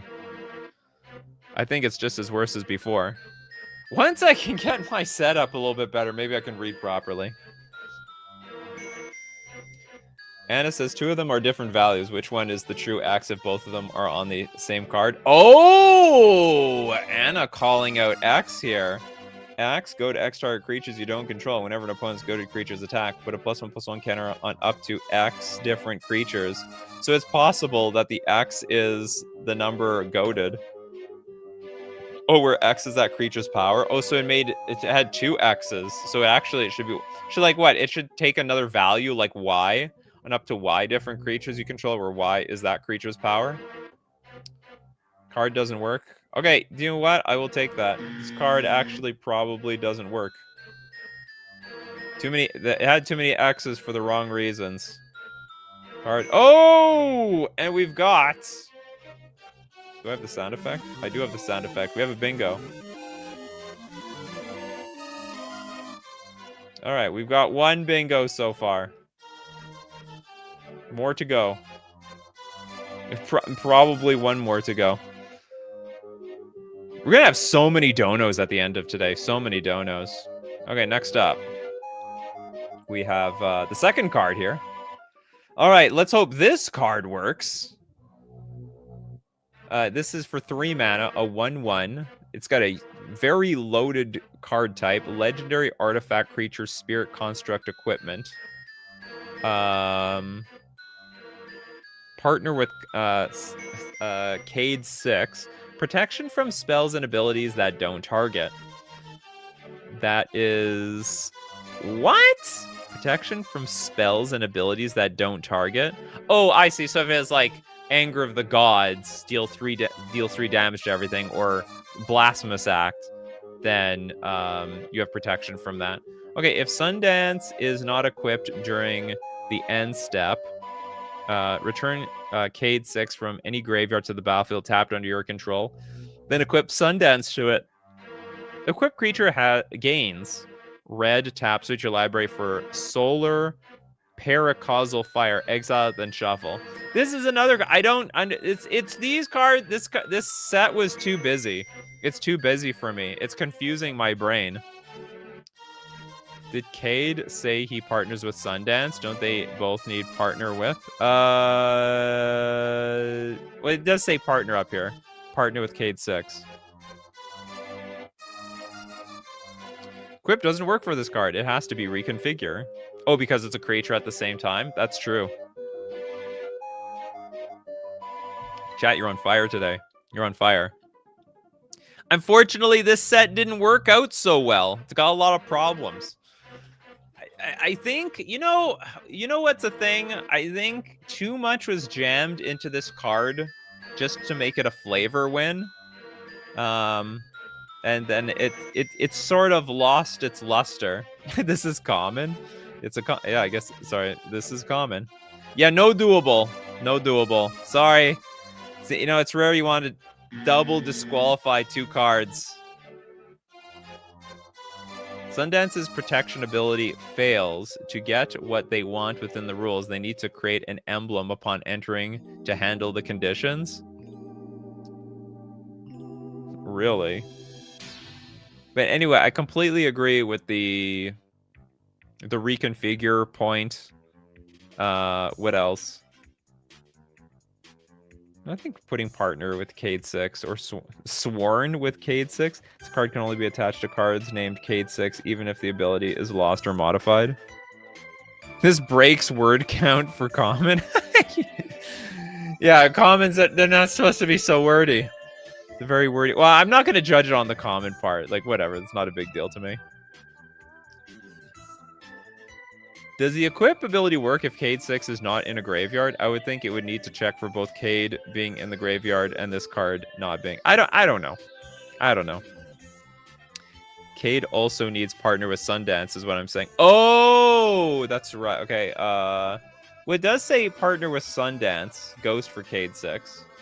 And here's Sundance goes for Cade 6. Everyone seems to be really up in arms about this thing being a common. Oh, well. Okay, we're going to move on. Who's next? Okay, I have a bunch of $5 super chats now. Who hasn't got anything yet? We're going to go look at Debt Collector. Glad to be here live. Pepper Spore. What is this? Conifer. I'm just going to look at Pepper Spore. Hopefully that's good enough.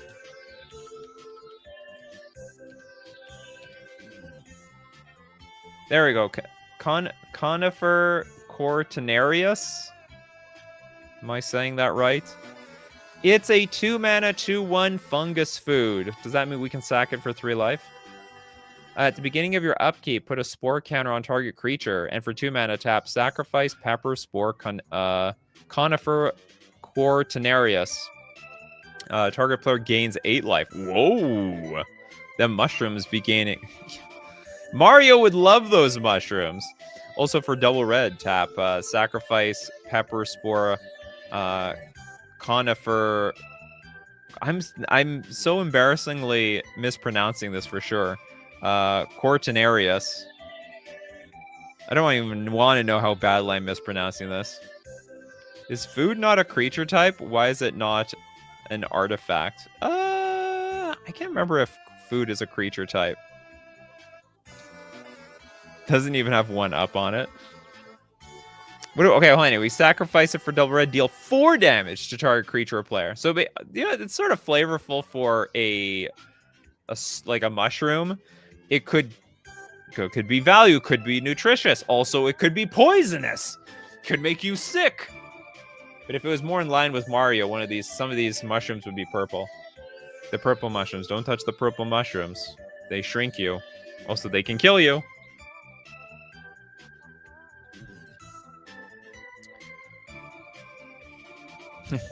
Doesn't even have a 1-up on it. Poison unless you cook it. Oh, if you cook all poison mushrooms, is it like makes it edible? I wouldn't do that. I personally wouldn't do it. I'm gonna look that up. I'm gonna call BS on you, Damn Draws. If you cook a poison mushroom, will it make it edible? No, cooking a poisonous mushroom will not make it edible, as the toxins in most poisonous mushrooms are not destroyed by heat. Bam. The Damn Draws, I saved your life. I saved your life, the Damn Draws. Saved. Portobello mushrooms have some bad stuff, but cooking them gets rid of some of that. Some of that! The Damn Draws, what are you, poisoning yourself? It's like, I must eat this thing. Please, I must eat. It's so delicious. I'm gonna boil it just so it's less damaging on my body. I don't eat mushrooms at all, but you save me. Well, you don't eat, but then why are you? If you don't eat mushrooms, why are you saying you can boil it to make it edible? Full disclaimer: the Damn Draws is not a mushroom influencer.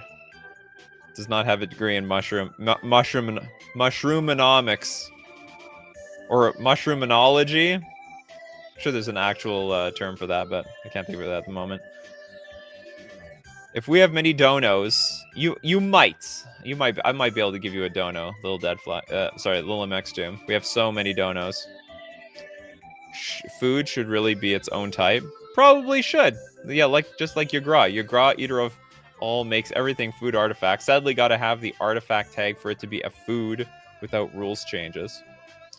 Anyway, we're gonna move on to who is next? Dangerous one. Thanks for your super chat. Chaotic bargain.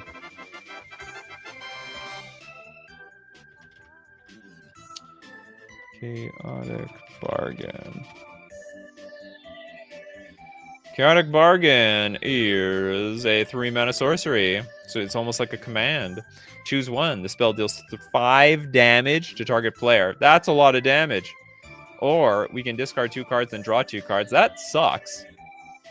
That's a very bad loot effect. Or this spell deals 2 damage to each creature target player controls. They gain double strike until end of turn. Well, what does that even matter? Why do you give the double strike? Does that change anything? Because it's sorcery. So, like, if you, like, for example, how would this work? Oh, okay. So there might be a situation where you want to play this pre-combat to kill off your opponent's creatures so that you can attack through, and then whatever is left blocking will have double strike. Very strange. Strange ability. I don't know. This is pretty neat. The only weird thing about the card is the second ability. It's really bad, but I guess, I mean, if you're like flooding out, it's late in the game, you have nothing else to do, there's no creatures on the battlefield, your opponents are at a really high life total, I guess that ability is better than nothing. Target yourself, give your stuff double strike. Oh, big brain on Draconic there. That's right. So long as they can survive the 2 damage. Deals 2 damage to each creature target player controls. That player could be you. You never know. Yeah, that was just squeezed in there. All right, neat card. Okay, next up. We've got... Okay, we go back to Surefire Selves. With... When time stood still, I had to slip a Doctor Who quote in the flavor text. When time stood still. More Doctor Who cards. We cannot escape Doctor Who. This is what? 9 mana. That's wild. Legendary instant. You may cast a legendary instant only if you control a legendary creature or planeswalker. I thought it was legendary anything on the battlefield. I thought legendary artifacts count, but maybe I'm totally wrong.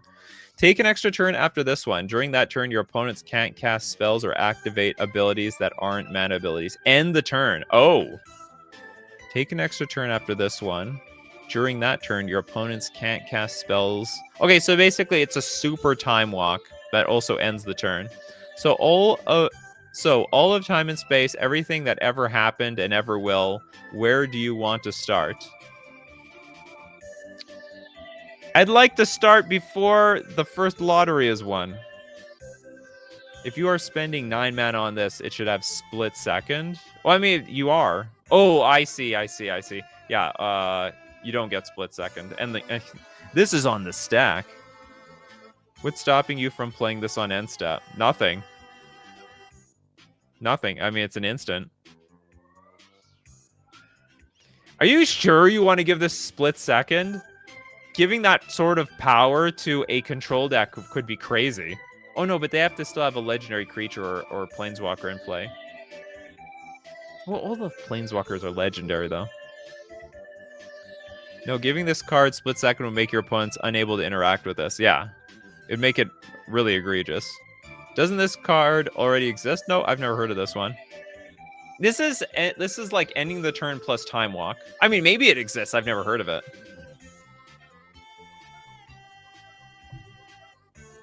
I specifically didn't give the split second because I thought it'd be too OP. You know what? I think you're right to not do that. It leaves this card as not too broken and is like fine-ish.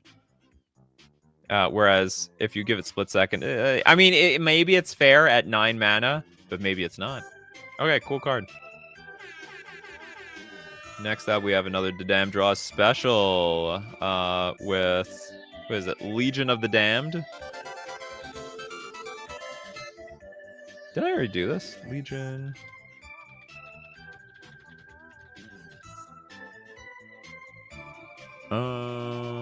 Legion of...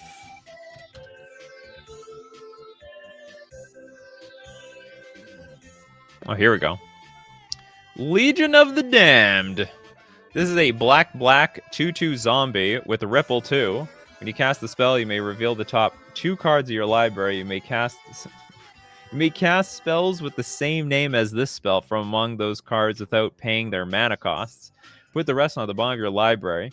Now, during your upkeep, you may reveal Legion of the Damned from your hand. If you do Surveil 2, activate this ability only once per turn. We have so many of these, like, Chancellor of the Something effects. A deck can have any number of cards named Legion of the Damned. Any number, huh? So that helps with the... Does that break this card? During your upkeep, you can reveal this thing from your hand if you do Surveil 2. And it's got Ripple 2. When you cast the spell, you may reveal the top 2 cards of your library. You may cast spells with the same name as this spell. This could be broken. I would not be surprised if this is broken. I actually would say this is broken. Yeah, Ripple is one of those abilities that you really shouldn't mess with. No, I think Ripple is fine. But you can't put Ripple and you can have as many copies of this card in your deck as possible. All you need to do is have a deck with like 1/3, or it doesn't even have to be one. It could be like 1/4 lands, and then you just mulligan to a hand with 2 swamps, and then just play your first Legion of the Damned. And you would have to be so unlucky to not get like 1 billion creatures. And even if it stops next turn, you'll get another bazillion creatures. Yeah, who doesn't love a Thrumming Stone? Do you get multiple surveils if you have more than 1 in hand? Yes. Yeah, you would. They would each trigger. So you're definitely surveilling the goods on top. Activate is formatted like a static ability. Second ability isn't active. Where's the... I don't know what you're talking about. This is not activated ability. You can make a deck with like 10 swamps and only legions, and then use the legions to surveil to get your lands. That sounds a bit risky, but I mean, obviously there can be some count where there's a very low number of lands. Also, when it comes to surveil, you can only stack one card on top. So if you find one land, you have to keep a hand with at least one land, and then use the other Legion of the Dams to find one more land. If you have no lands, if you find one land, you got to stick with that one land on top. All right, I think it's broken. I think this card is very broken. Very busted. Next up, we've got Deck Collector with Styx Might.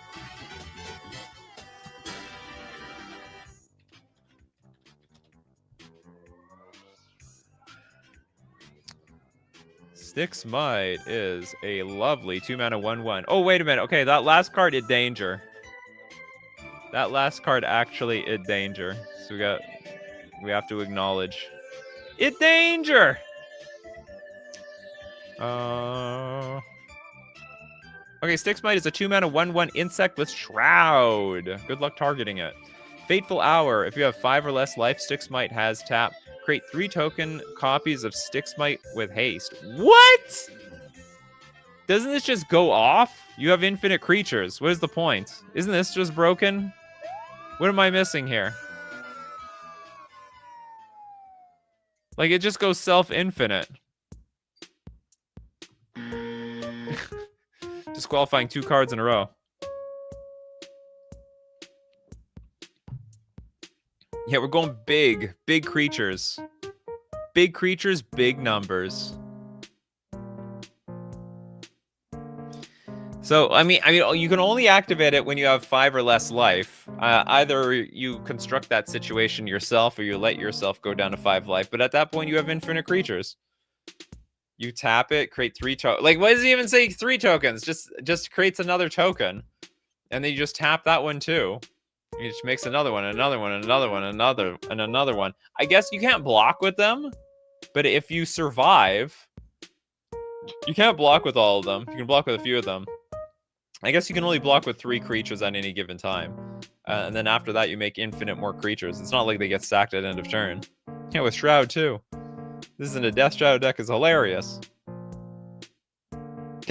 Why does that have Shroud? So you don't kill it. Don't kill my one. I mean, hey, without Fateful Hour, this card sucks. It's a 2-mana 1/1 with Shroud, right? Yeah, it just self-replicates, which is the problem. I don't know how you had to have worded it to make it fair.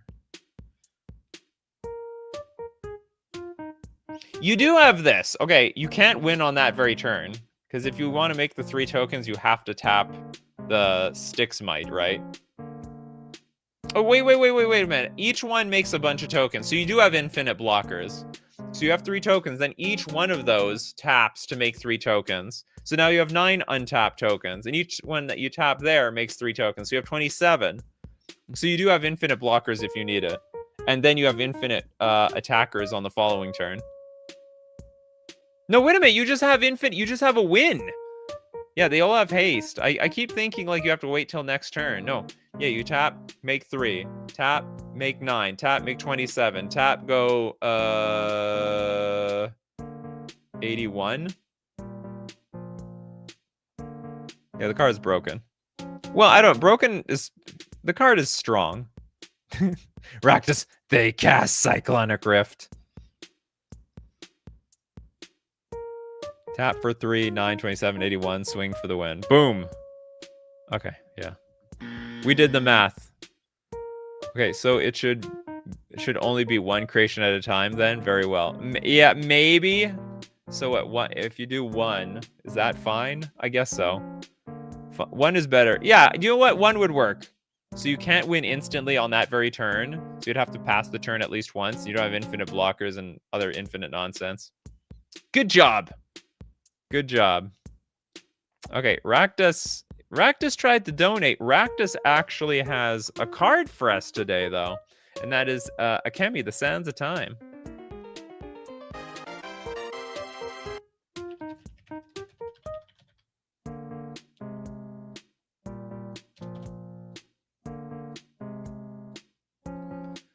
Kami!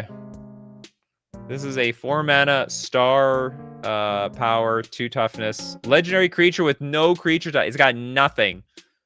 We don't know the creature type. Could be any creature. This could be some sort of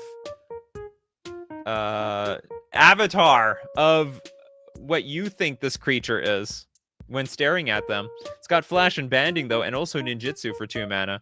When this creature enters, target creature you control gains indestructible until end of turn. Akemi, the Sands of Time must be blocked if able, and Akemi, the Sands of Time's power is equal to the number of creatures you control. I think I would use the Titanic sound effect if I could at this point. I wish I can meet Miss Kaname all over again, but this time instead of her protecting me, I want to be strong enough to protect her. Well, she will. It's not the first creature without a creature subtype in Magic. No, it won't be the last either. Strixmite should have this creature can't have haste. Oh, no, I think part of the magic was that it had haste. This card has too many words on it. I think you should just choose like Flash, Banding, Ninjutsu, and then like one of these abilities. We have like one too many abilities. Do either of those colors give stuff indestructible? Maybe black?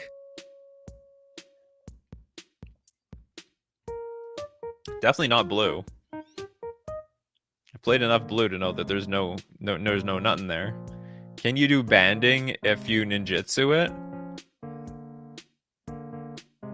It's a bit of a... Well, I mean, in the future you can. I guess it's a bit of a non-bow. But maybe it's a flavor win. Feels like it should be green-white, honestly. Well, ninjutsu is a blue-black thing.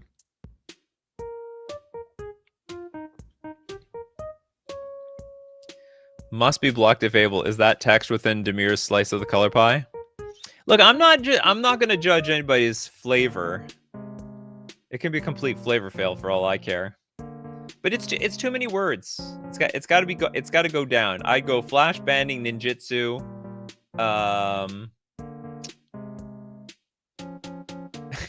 Actually, okay, yeah. Must be blocked if able. It's impossible if you ninjutsu. Its power is equal to the number of creatures you control. Okay, that's the ability. So Flash, Banding, Ninjutsu, and then its power is equal to the number of creatures you control. That's how I would fix this card. And the way it's too big. It's too big. Okay, how many donos do we have? We have 1, 2, 3, 4, 5. Okay, Anne, are you here? Anne is always here. Anna has never left us. You do banding if you ninjutsu it? Of course you're here. All right, Anna, it's your time to shine. And we also have, okay, let's look at the bingo card. Now we're at the donation stage. We have 1 donation from the bingo card. So we have 6 donations for today. Okay, Anna. How thrilled are you, Anna? Zeke Dunbar.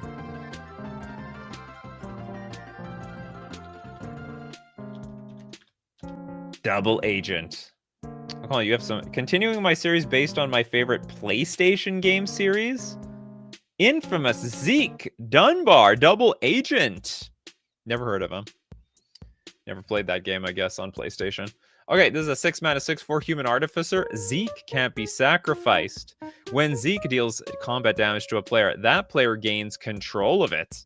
And also, at the beginning of your end step, if Zeke attacked this turn, exile it, then return to the battlefield under its owner's control. If Zeke attacks... So basically, if anyone wants to attack with Zeke, you get it back.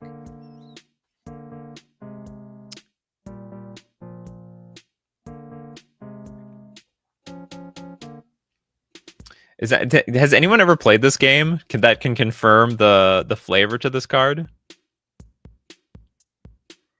Pegman, you got like 4 cards today. You don't get any more cards. You can wait. You're gonna wait next 2 weeks. You literally got like 2 or 3 donos. We gotta spread the donos around the community, you know. There's not enough donos. Okay, if I struggle to find something, I'll give you something, Lil MX Doom, for the Rockstar Freddy. You got 2 only. That's 2 more than most people get in the world, Hedgeman. 99% of my audience, they don't get any donos. Okay, I have nothing much to say about Zeke Dunbar. I mean, this card is a card. It looks fun to pass around, I guess. Combat damage to a player, that player gains control of it. But then when they want to attack, you just get it back. So I guess it's like a card that gets passed around, but it gets passed around to you more often than everybody else.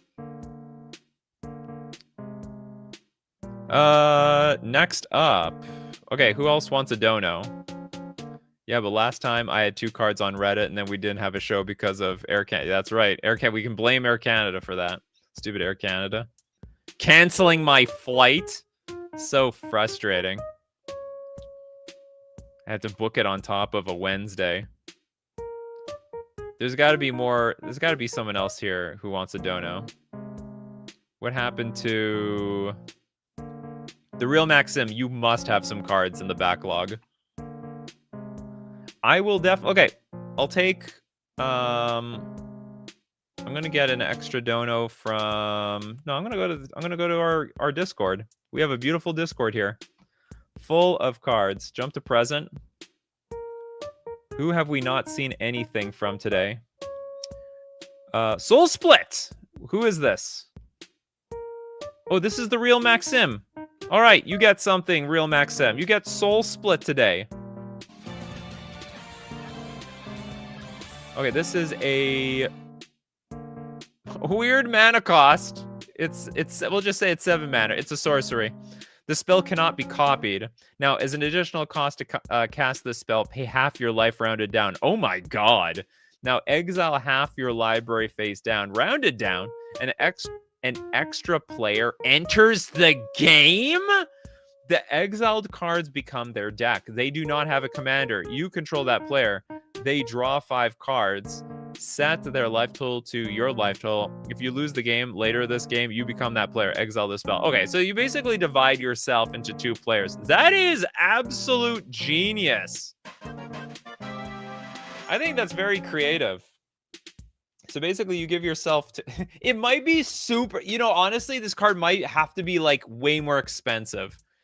At 7 mana, you're basically perpetually getting 2 turns to...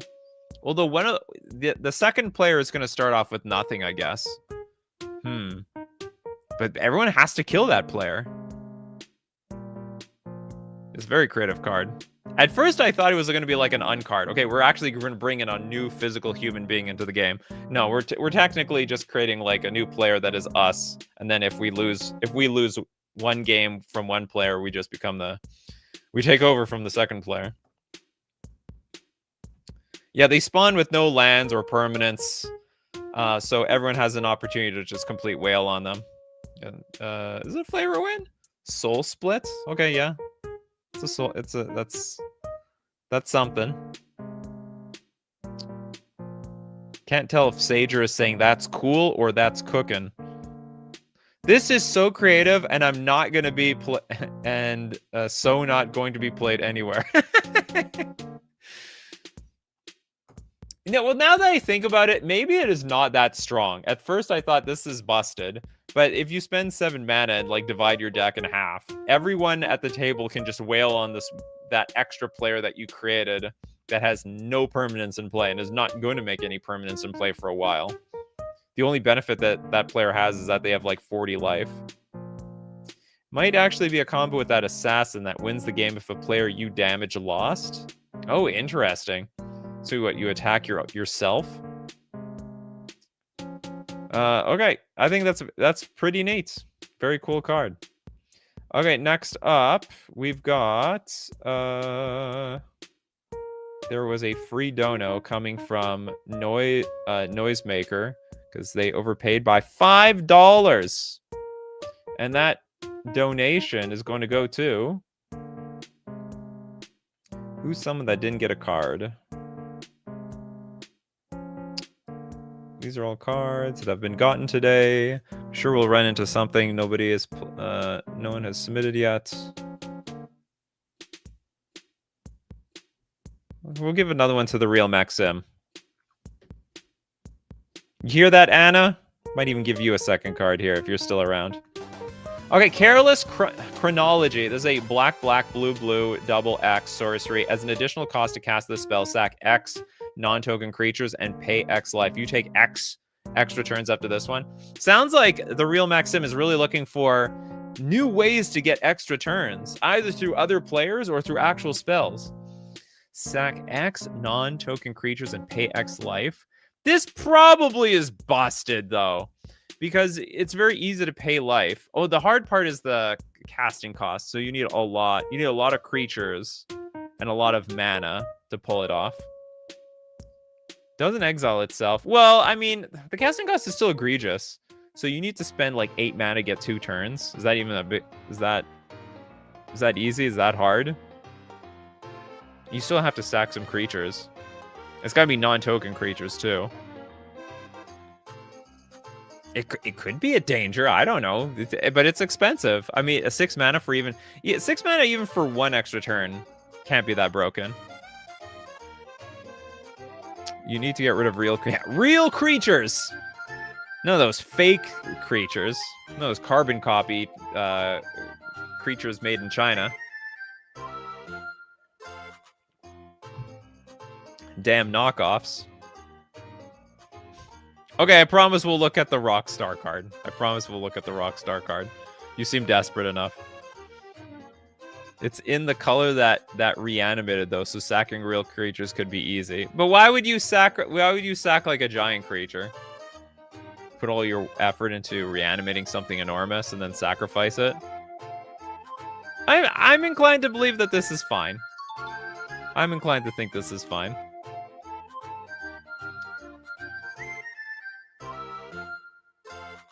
Pedgeman is like, only two. Oh, of course I had 2 cards looked at while I was AFK. Well, there's always a replay, the real Maxim. There's always a replay.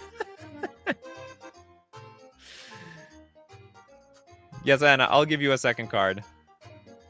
Okay, I'm still starving to find more. Okay, I'm trying to look for another person who has not got a card yet. Pedgeman has millions of cards. Look at all these cards Pedgeman posts. Dadam draws. Okay, true final boss. Your card is compliments of Rakdos. At least one super chat from Rakdos.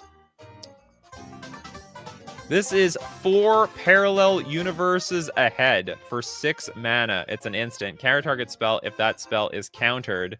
End the turn. Then skip all phases except upkeep and end of turn phases for 4 turns. Oh god, I don't want to keep track of this. So do we have to keep track? Okay, that's 1 upkeep. That's 1 end of turn phase. We're skipping the upkeeps. Oh, sorry, no, we're skipping everything except the upkeep. So we get upkeeps to play spells and activated abilities, and then we also get the end of turn, so we can play stuff at end of turn. Is there a reference to this? 4 parallel universes ahead? I have no idea what this is. This is some weird meme. Yeah, you don't get to untap.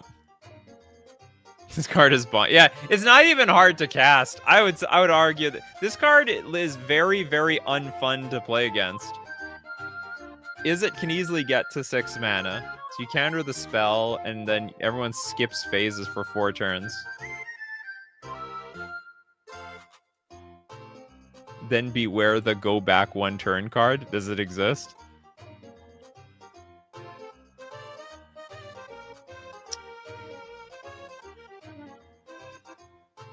No transforming. Too many cards. I can do 1/2 of your transforming card if you want to burn it on that. Upkeep isn't a phase though; it's a step. Oh, that's true. Skip all phases except the So what is the phase? Like the untap phase? I can't remember what the phase is for the upkeep area. It's still a phase. There's some untap phase. I think it's the untap phase. Except the upkeep and end of turn phases for 4 turns. The beginning phase, that's what it's called. It's the beginning phase. Okay, I'm inclined to believe this is broken. Or like just, even if it's not broken, it's a bit convoluted to play with. Because you have to keep track. I guess it's just 4 turns. 4 turns, no untapping. Or 4 turns, only upkeeps and end of turns. And also it needs to specify the phase, the beginning phase. But at the beginning phase, I believe that includes the draw step. So it may not be exactly as the card is designed. I don't know exactly how this card is supposed to be designed. I think it sounds like it's only upkeeps. Only upkeeps and nothing else but upkeeps. Okay, I will... okay, let's do... Okay, we're going to get a second card. Which is apparently a John White. Okay, let's look up John White. Former undercover. Oh, oh, I see. It's okay. I'll do both sides because the second side has almost no text on it. Super chat sound of effect. Okay, John White, former undercover agent, a 4-mana 3/4 human. It's a legendary human. This creature has first strike and is a conduit in addition to its other types as long as it's modified. When John dies, if it's a conduit, return it to the battlefield transformed under its owner's control. So basically, if it dies while it has some sort of modification, it's got a counter, equipment, or an aura, it's going to turn into the Beast! It's a conduit legendary creature. Menace, trample, reach, and for a red, the Beast gets +1/+0 until end of turn. This is a real card. This honestly just looks like a regular Magic the Gathering card. If you told me like this was coming out in the next set, I would not have spotted this as a custom Magic the Gathering card at all. Making Cat Bug, 2-hour stream. Well, it's a little late for that, yeah, but 2-hour stream. Here you go. If you feel good about it, we have the 2-hour stream. Okay, next let's do Little MX Doom's Rockstar Freddy as the bingo card. We done. Okay, Rockstar Freddy.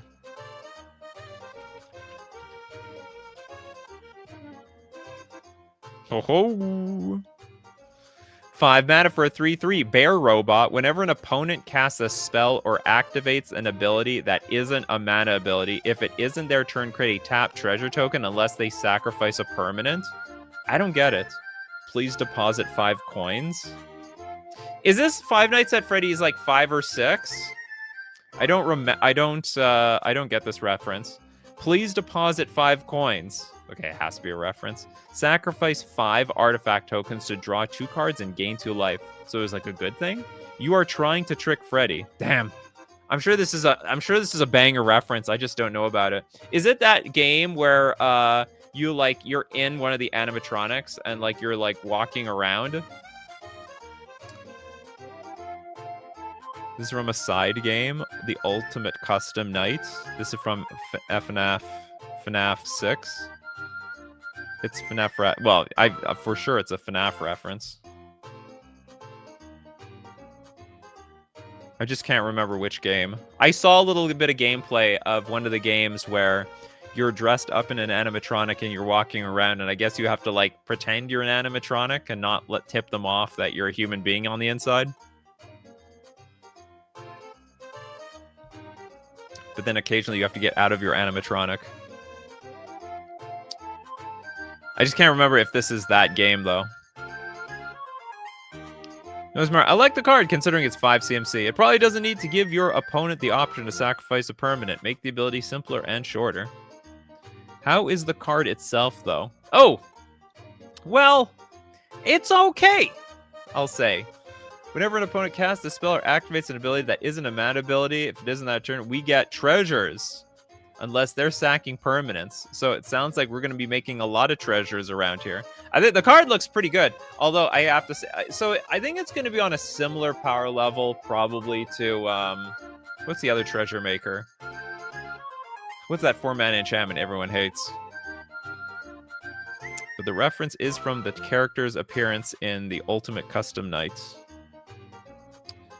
Ultimate Custom Nights FNAF. I need to see screenshots. What's going on here? Oh, this is a completely different game. What is this like? It looks like Smash Brothers to me. The Ultimate Custom Night. What, you can make you make your own custom FNAF or something? Smothering Tide, that's what I was thinking about. Smothering Titties in the custom channel? The hell? More coins for the... it's still talking about your mole. Your mole men.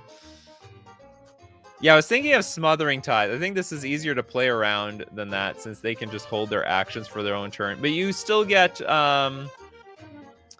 So whenever an opponent casts a spell or activates an ability that isn't a mana ability, if it isn't their turn, people play spells all the time that isn't their turn. I think it's really hard to like only play on your turn.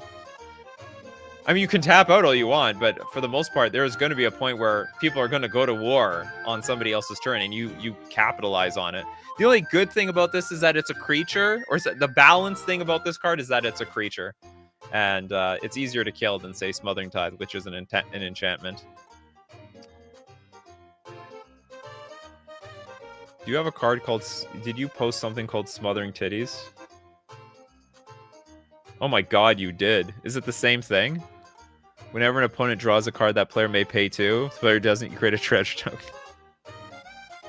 Okay, then. You're talking about a succession from Secret of the Mimic? I don't know what I was talking about. Okay, I think this card is totally fine. This card looks totally fine, and it is totally good. And that's it for today. Don't worry, Pedgeman. There will be another day for you. It'll be in 2 weeks. Like for everybody else. And as usual, my coffee crew. We do this show 3 p.m. Central Standard Time. Be there or be square. Also, thanks to everyone who supports the show. If you're a patron on Patreon, a member on YouTube, or you Super Chat to be part of the show, or Super Chat so other people are part of the show. And of course, thank you so much for being here today. People like Anna. People who contribute like Anna. The Real Maxim, Dadam Draws. We got Mercenary, Kano, Lil Deadfly, Dadam Draws again. Raktus. Where's Pedgeman? Pedgeman's huge contributor. Pedgeman, be there or be square. That's right. I gotta be there so that you guys can all enjoy the show. And we're back. We're back to custom card shows. So, my Zyber Nation, keep brewing those coffees, and we're gonna keep brewing up the magic. And I will see you at the next cup.